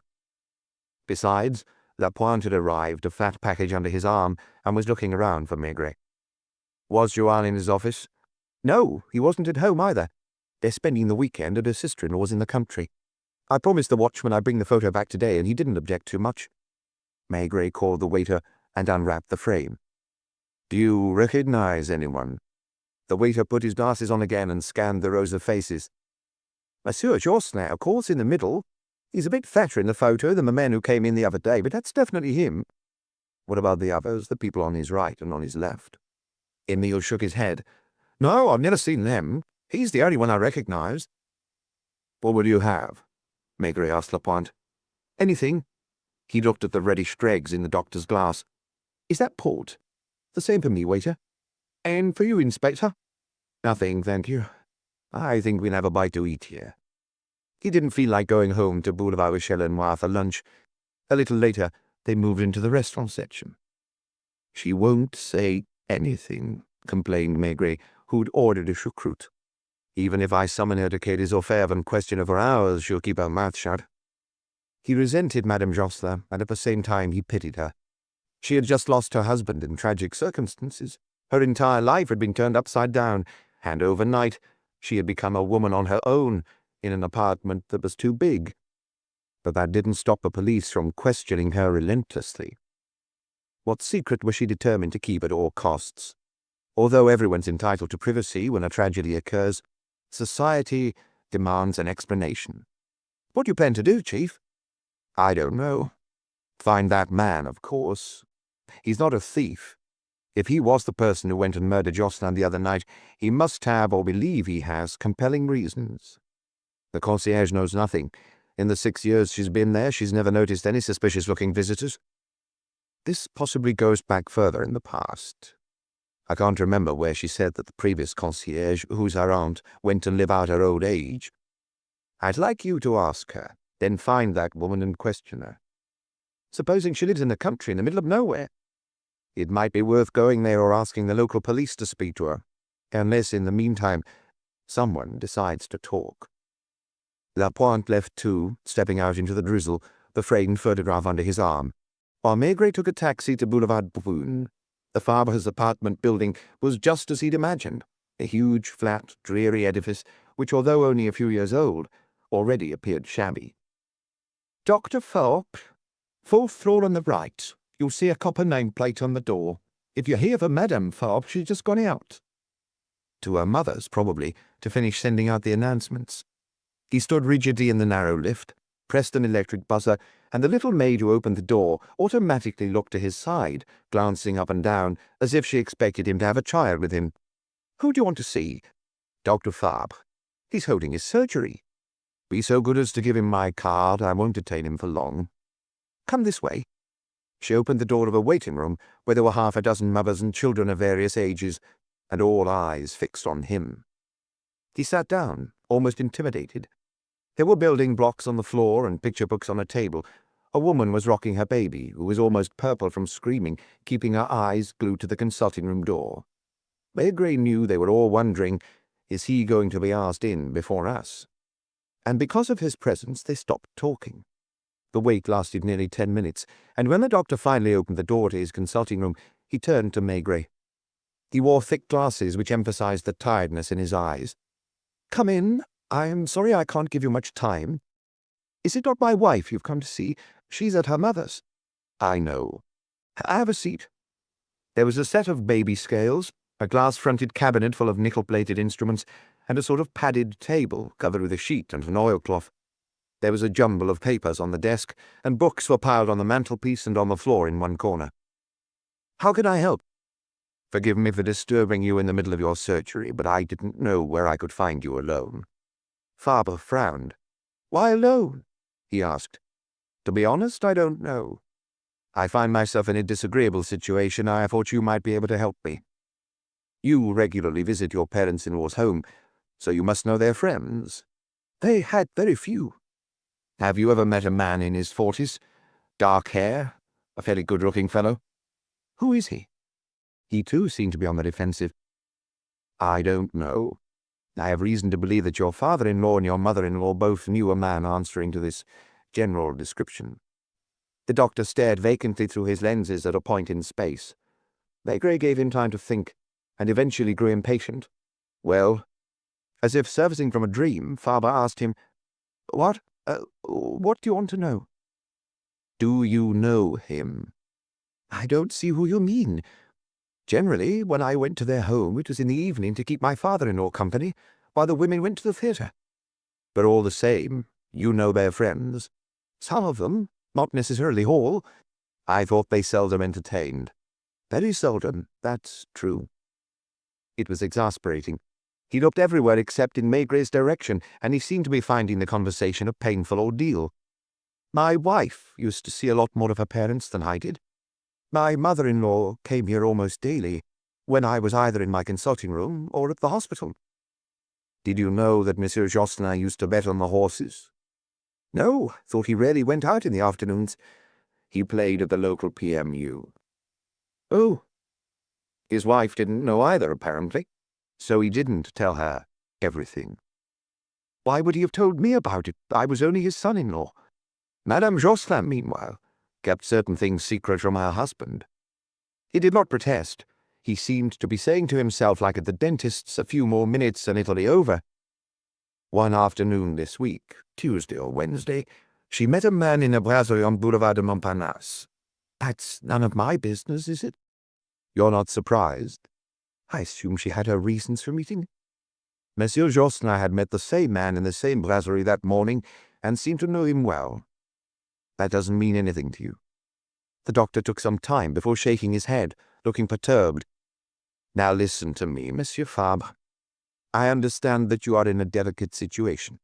Like any man who gets married, from that moment on you become part of a family that you didn't know before. That family inevitably has its little secrets. It is highly unlikely that you wouldn't have discovered some of them. It's of no importance so long as no crime is committed, but your father-in-law has been murdered, and you were very nearly the main suspect." He did not object, did not react at all. There could have been a glass partition between them, which prevented words from being heard. This isn't a financially motivated crime. It was no burglar caught red-handed who killed Monsieur Jocelyn. He knew the apartment as well as you did, the household's routines, the place of each object. He knew that your wife and her mother were at the theatre that evening, and that you would probably be spending the evening with your father-in-law. He knew where you live, and it is most likely he who telephoned here so that the maid would call you, and who sent you to Rue Julie. Do you agree?" "It sounds plausible." "You said yourself that the Jocelins entertained seldom, and had no close friends, so to speak." "I see."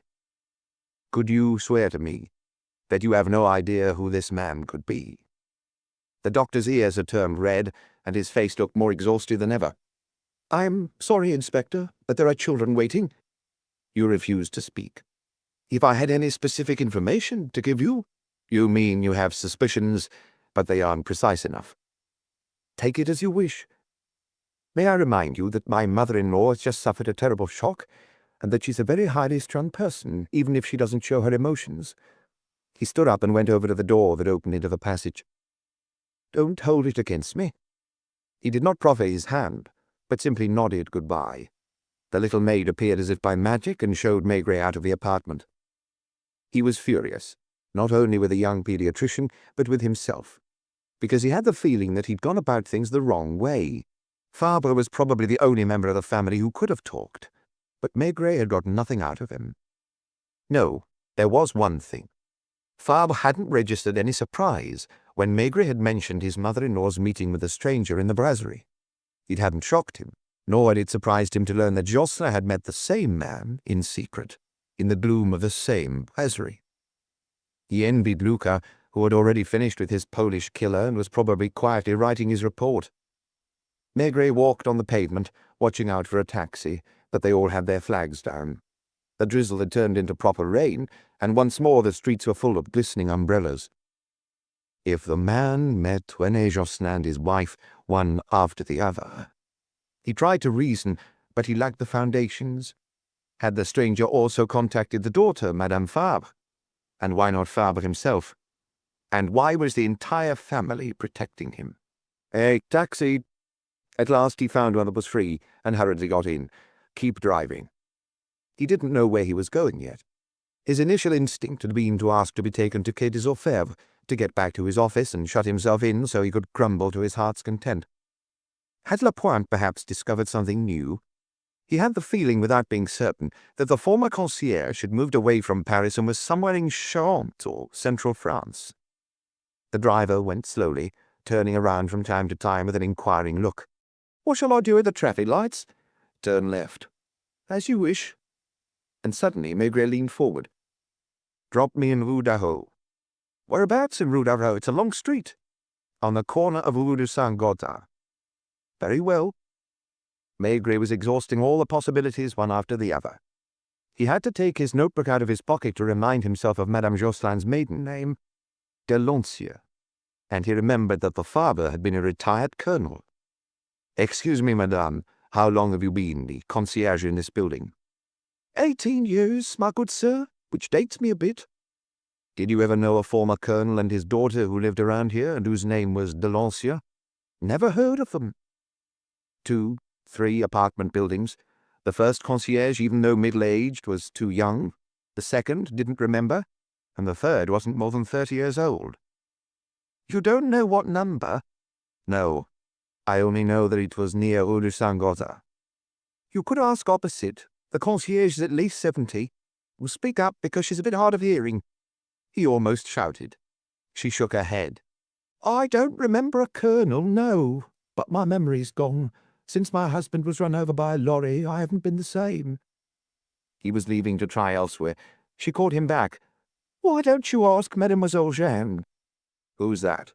"She's lived here for at least 40 years. She doesn't come down because of her legs. It's on the 6th floor at the end of the corridor. The door's never locked.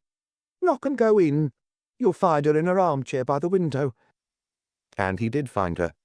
A wizened little old woman, but her cheeks were still rosy, and she had a childlike smile. "Delancieux. A colonel? Yes, of course, I remember them. They used to live on the 2nd floor, on the left. They had an old servant who was very grumpy and fell out with all the shopkeepers. In the end, she had to do her shopping in another neighborhood." "The colonel had a daughter, didn't he?" "A dark-haired girl who wasn't in good health. Nor was her brother, poor thing. They had to send him to the mountains because he was consumptive." "Are you certain she had a brother?" "As sure as I can see you. And I can see you very clearly, despite my age. Why won't you sit down?" "You don't know what became of him?" "Who? The colonel? He put a bullet through his brain. The whole place was topsy-turvy. It was the first time something like that had happened around here. He was ill, too, cancer apparently, but even so I don't approve of him killing himself." "What about his son?" "What?" "What became of him?" "I don't know. The last time I saw him was at the funeral." "Was he younger than his sister?" "About 10 years." "You've never heard any news of him?" You know, in buildings like this, people come and go. If I were to count all the families who've lived in my apartment since the... Is it the young man you're interested in? He's no longer a young man. If he's cured, he definitely isn't. He's probably married with children, too. She added, her eyes twinkling mischievously. Me, I never married, and that's probably why I lived to be 100. You don't believe me? Come back and see me in 15 years. I promise you I'll still be in this armchair.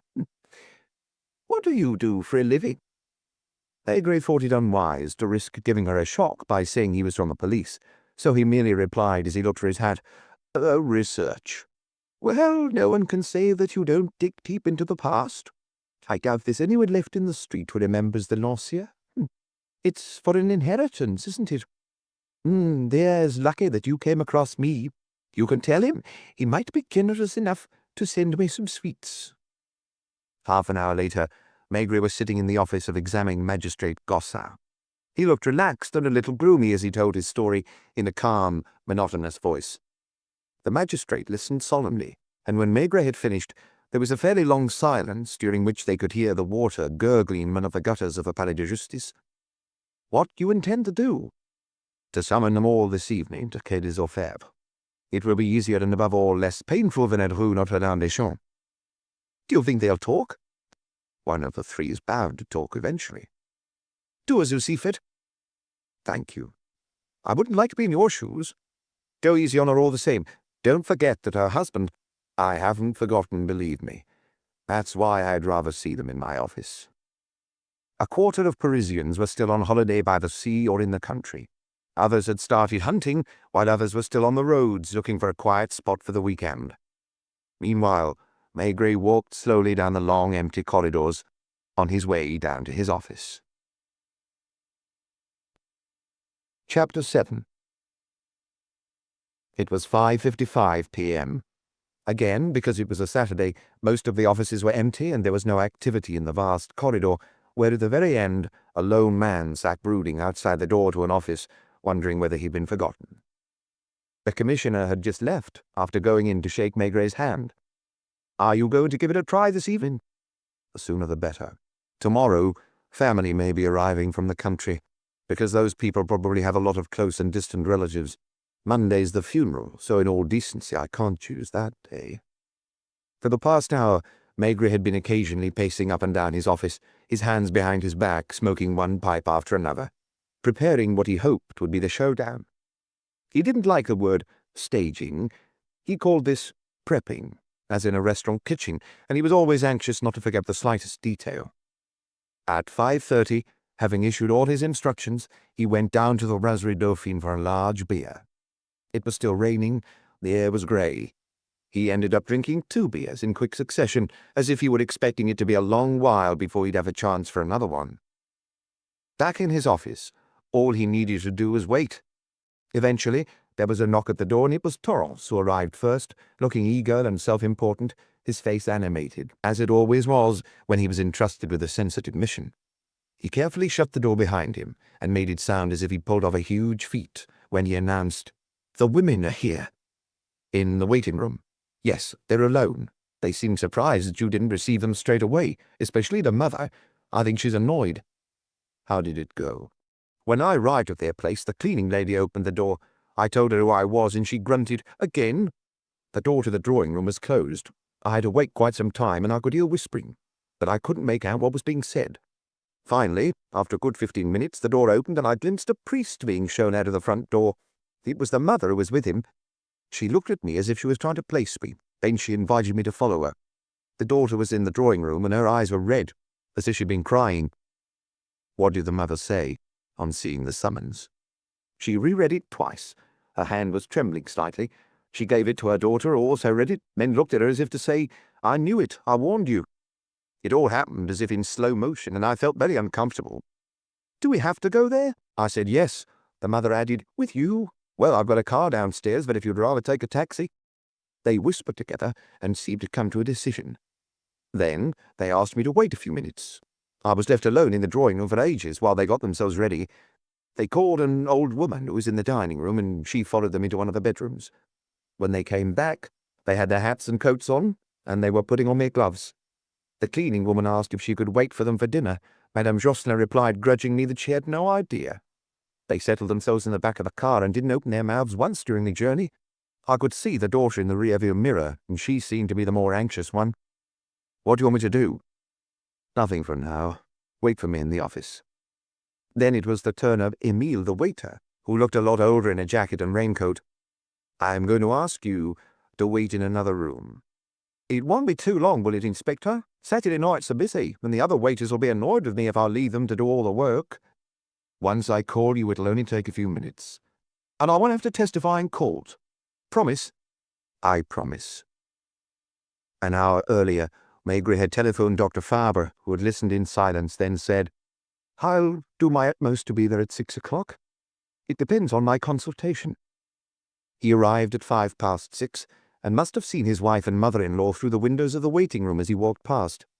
Maigret went to have a look from a distance at the room, with its green chairs and its 3 walls covered in framed photographs of police officers killed in the line of duty. The electric light was on all day. The atmosphere was bleak, depressing. He remembered certain suspects who had been left there to mope for hours, as if they'd been forgotten, to wear down their resistance. Madame Jocelyn sat ramrod straight, absolutely still, while her daughter kept standing up and sitting down again. Come in, Monsieur Fabre. Because of the summons, the doctor was expecting a new development in the case and looked worried. I came as quickly as I could, he said. He had no hat, coat, or raincoat. He must have left his doctor's bag in his car. Have a seat. I shan't detain you for long. Maigret sat down at his desk, facing him, took the time to light his pipe, which he'd just filled, and said softly with a hint of reproach in his voice, Why didn't you tell me that your wife had an uncle? Fabre must have been anticipating the question, but his ears still turned beetroot, as they did at the slightest emotion. You didn't ask me, he replied, trying to sustain Maigret's gaze. I asked you to tell me who was a regular visitor to your parents-in-law's apartment. He wasn't a regular visitor. Does that mean that you've never seen him? Yes. He didn't attend your wedding? No.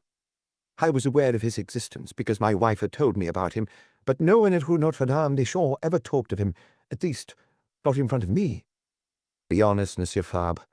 When you found out that your father-in-law was dead, that he'd been murdered, when you found out that he'd been shot with his own revolver and that the culprit must therefore be someone who was familiar with the apartment, did you immediately think of him? Not straight away. What made you think of him? My mother-in-law and my wife's attitude. Did your wife talk to you about him when you were alone together? He thought for a moment. We have hardly been alone together since it happened. And she didn't say anything to you? She told me she was afraid. Of what? She didn't say. She was thinking mostly of her mother. I am only a son-in-law. They welcomed me into the family, but I'm not entirely part of it. My father-in-law was very generous towards me. Madame Jocelyn adores my children, but all the same there are some things that are none of my business. Are you saying your wife's uncle hasn't set foot in the apartment during the time you've been married? All I know is that there was a quarrel, that they felt sorry for him but could no longer have him in their home, but I didn't probe into the reasons why. My wife spoke of him as a poor soul, more to be pitied than blamed, sort of half-mad. Is that all you know? That's all. Are you going to question Madame Jocelyn? I have no option. Don't be too tough with her. She appears to be in control of herself. Some people misinterpret that and take her for a hard woman. But I know that actually she's hypersensitive but is incapable of expressing her emotions. Since her husband's death, I've been expecting her nerves to crack at any moment. I'll treat her as gently as possible. Thank you. Is that all? You can go back to your patients now. May I have a word with my wife on the way out? I'd rather you didn't speak to her, and above all, not to your mother-in-law. In that case, tell her that I'm not at home when she gets back. I'll be at the hospital. I received a phone call as I was leaving, and it's likely I'd have to operate. As he reached the door, he changed his mind and retraced his steps. I apologize for being so rude to you earlier. Consider my situation. I have been generously welcomed into a family that is not mine. This family has its problems like any other. I felt it wasn't my place to—" "I understand, Monsieur Fabre. He, too, was a good man, of course. Better than a good man, probably, according to everyone who knew him." This time, the two men shook hands. Maigret opened the door to the inspector's office and showed Emile into his own office. "What do you want me to do?" "Nothing. Stay over there by the window. I might ask you a question and you can answer." "Even if it's not the answer you're hoping for?" "Just tell the truth." Maigret went to fetch Madame Jocelyn, who rose to her feet at the same time as her daughter. "Please follow me. Only you. I'll speak with Madame Fabre later." She was wearing a black dress with a grey heather effect, a black-trimmed hat with little white feathers, and a light camel-hair coat. Maigret had her precede him, and she immediately saw the man standing by the window, wringing his hat in embarrassment. She seemed surprised, turned to Maigret, and since no one said anything, she eventually asked, "Who is this?" "Don't you recognize him?" She studied him more closely and shook her head. "No." "What about you, Emile? Do you recognize this lady?" In a voice husky with emotion, the waiter replied, "Yes, Inspector. It's definitely her." "Is she the lady who came to the Brasserie Franco-Italienne one afternoon at the beginning of the week to meet a man of around 40? Are you certain?" "She was wearing the same dress and the same hat. I described them to you this morning." "Thank you. You may go." Emile darted a look at Madame Jocelyn that seemed to be apologizing for what he had just done. "You won't need me any longer?" "I don't think so." The two of them remained alone, and Maigret indicated an armchair facing his desk.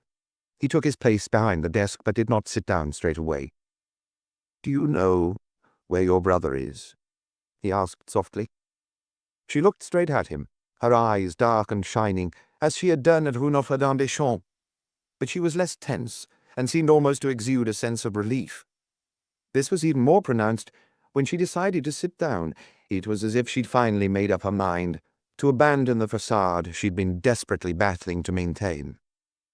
"What did my son-in-law tell you?" she asked, answering one question with another. "Very little. He merely confirmed that you had a brother, which I already knew." "Who told you?" "A very elderly lady, almost in her 90s, whose home is still in Rue Darrow, in the building where you used to live with your father and your brother." "It was bound to happen," she murmured. He pursued his line of attack. "Do you know where he is?" She shook her head. "No, and I swear I'm telling the truth. Until Wednesday I was even convinced that he was a long way from Paris." "He never wrote to you?" "Not since he no longer set foot in our apartment." "Did you know straight away that he was the person who killed your husband?" "I'm still not absolutely sure it was him. I refuse to believe it. I know that everything points to him." "Why were you trying to protect him at all costs, by saying nothing and forcing your daughter to say nothing?" "First of all, because he's my brother, and because he's a poor soul. And secondly, because I feel partly to blame." She took a handkerchief out of her handbag, but not to wipe her eyes, which were dry and still burning with an inner fever. Mechanically, her thin fingers rolled it into a ball while she spoke, or waited for Maigret's questions. "Now I'm ready to tell you everything." "What is your brother's name?" Philippe Denoncieux. He's 8 years younger than me." "As I understand it, he spent part of his adolescence in a mountain sanatorium." "Not his adolescence. He was only 5 when he was diagnosed with tuberculosis. The doctors sent him to Haute-Savoie, where he stayed until he was 12. "Was your mother already dead?" "She died a few days after he was born, and that explains a lot. I suppose everything I'm about to tell you will be splashed all over the newspapers tomorrow." "I promise you that won't happen." "What does your mother's death explain?" "My father's attitude towards Philippe, and in fact his attitude in general during the second half of his life. From the day my mother died, he became a different man, and I'm convinced he couldn't help resenting Philippe, blaming him for his wife's death. What's more, he started drinking. It was around that time that he left the army, even though he had no fortune to speak of, so we lived very frugally."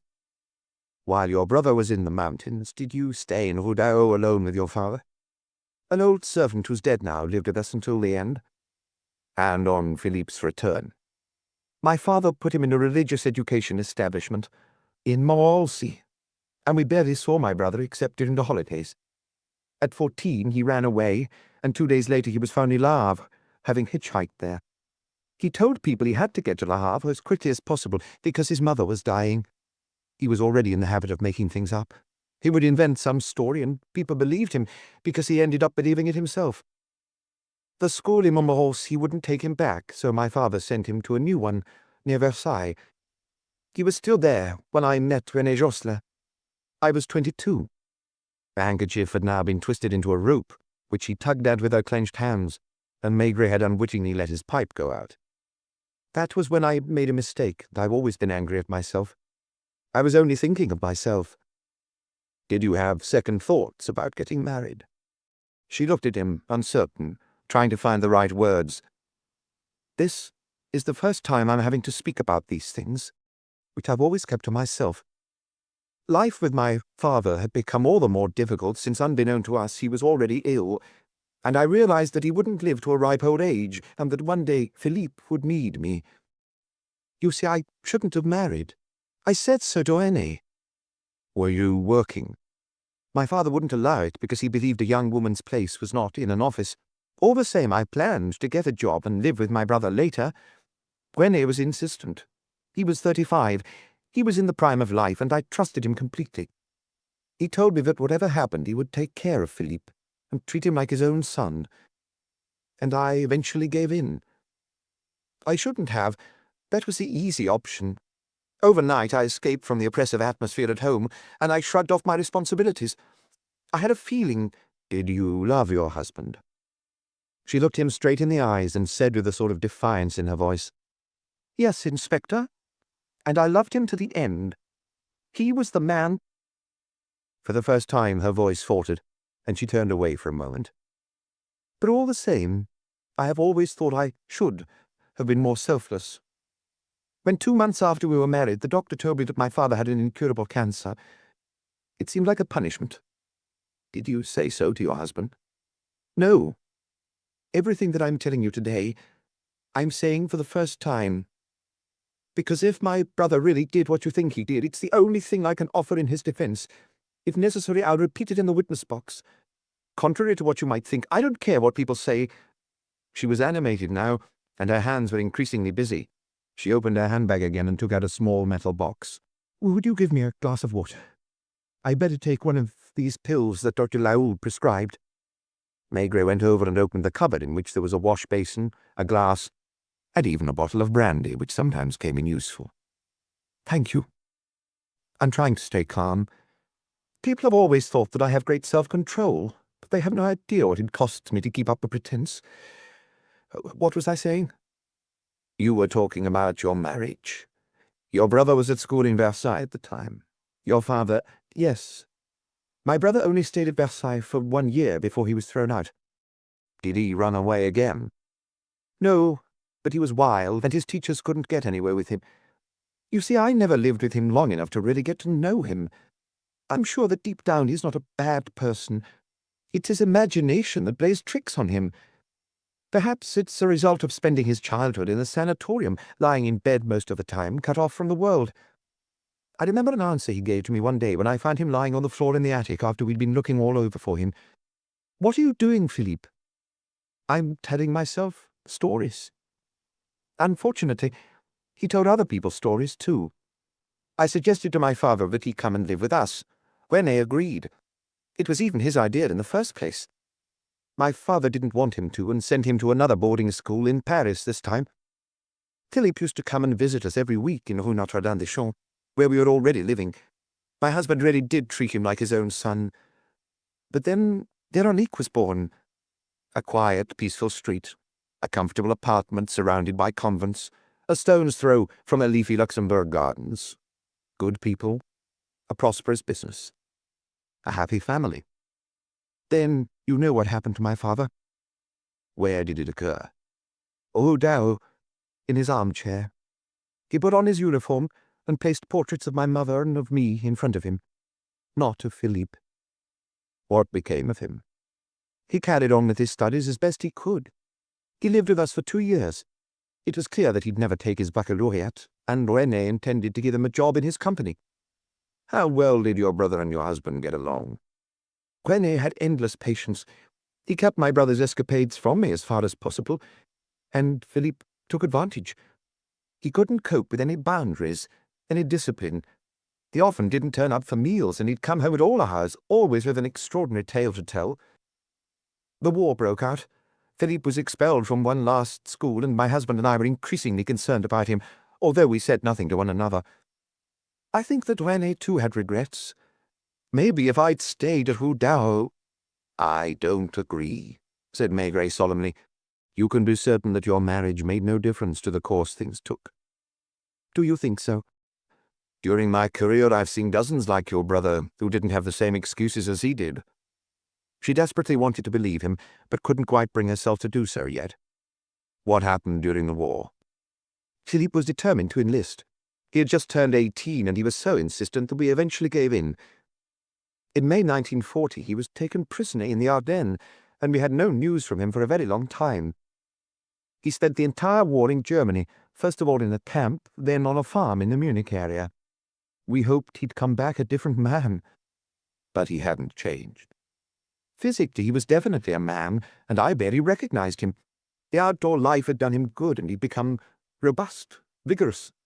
From the first tales he told, we realized that deep down he was still the boy who kept running away and who told himself stories. To listen to him, he'd had the most extraordinary adventures. He'd escaped 3 or 4 times in incredible circumstances. He'd lived as man and wife with the farm woman for whom he worked, which is plausible, and he claimed she'd had 2 children by him. She had another by her husband. This husband, according to Philippe, had been killed at the Russian front. My brother talked of going back there, marrying the farm woman and staying in Germany. Then, a month later, he had other plans. He was tempted to go to America, and he said he'd met some Secret Service agents who would be only too happy to welcome him. Did he work? My husband found him a job at Rue du Saint-Gothard, as promised. Did he live with you? He only stayed with us for 3 weeks before moving in with a waitress near Saint-Germain-des-Prés. Again, he talked of getting married. Each time he had a new affair, he made wedding plans. She's expecting a baby, you see, and if I didn't marry her, I'd be a bastard. I'd given up counting the number of children he claims to have had all over the place. Was he lying? My husband tried to find out. He never managed to obtain convincing proof. Each time it was a means of getting money out of him. And I soon discovered my brother was hedging his bets. He came and confided in me, and begged me to help him. He always needed a certain amount of money to get himself out of a mess, after which everything would be fine. Did you give him what he asked for? I nearly always gave in. He knew I didn't have much money. My husband refused me nothing. He gave me what I needed for housekeeping, and never asked me to account for my spending. But I couldn't misappropriate large sums without talking to him about it. So Philippe would cunningly go and speak to René in secret. He would tell him the same story, or another, and urge him not to discuss it with me. On what terms did your brother leave Rue de Saint-Gothard? We discovered that he'd been behaving dishonestly.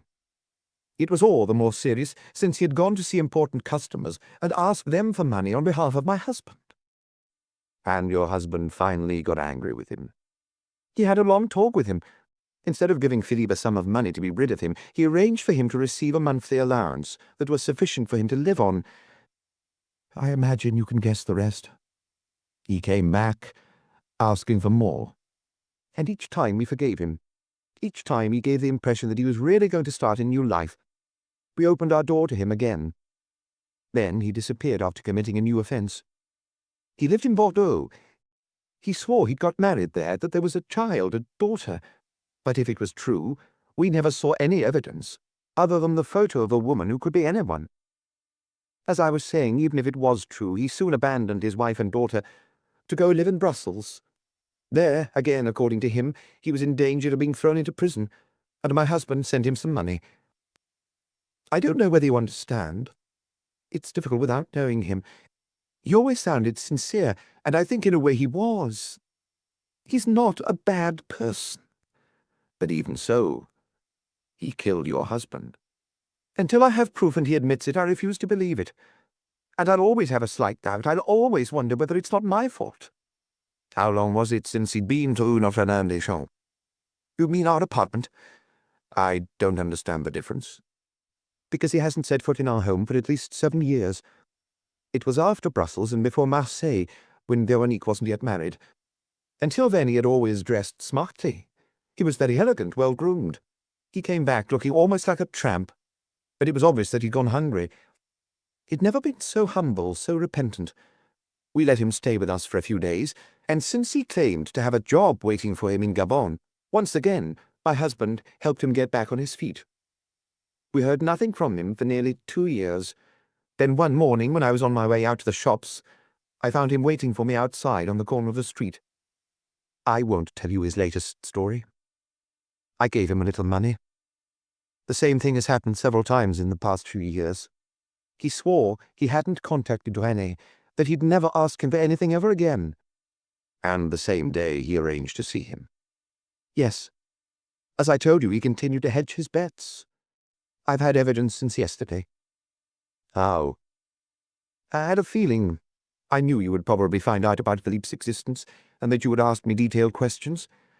You hoped that it would be as late as possible to give him time to get out of the country. Wouldn't you have done the same thing? Do you not think that your wife, for instance, would have done the same? He killed your husband. Supposing that is proven, he's still my brother, and putting him in prison for the rest of his life won't bring René back. I know, Philippe, but if one day I have to tell a jury what I've just told you, they won't believe me. He's a poor soul, not a criminal. What was the point of arguing with her? And it was true in a way that Philippe de Lancieux was an unlucky man. I was telling you that I was going through my husband's papers, in particular his cheque stubs, of which there are 2 drawers full, carefully filed, because he was meticulous. And that was how I found out that each time Philippe had come to see me, he also went to see my husband, at Rue du Saint-Gothard initially, and then later, I don't know where. He probably waited for him in the street as he did me. Your husband never mentioned it to you. He didn't want to upset me. And meanwhile if we'd been more open with one another, perhaps nothing would have happened. I thought about it a lot. On Wednesday, just before midday, before René got back, I received a telephone call and I immediately recognized Philippe's voice. Had he been calling from a brasserie Franco-Italienne, where he just met Jocelyn? It was likely. That could be verified. The woman of Atil might remember giving him a token. He told me he absolutely had to see me, that it was a matter of life and death, and that afterwards we would never hear from him again. He told me to meet him at the cafe, as you know. I went there on my way to the hairdresser's. 1 moment. Did you tell your brother that you were going to the hairdresser's? Yes. I wanted to explain to him why I was in such a hurry. And did you mention the theatre?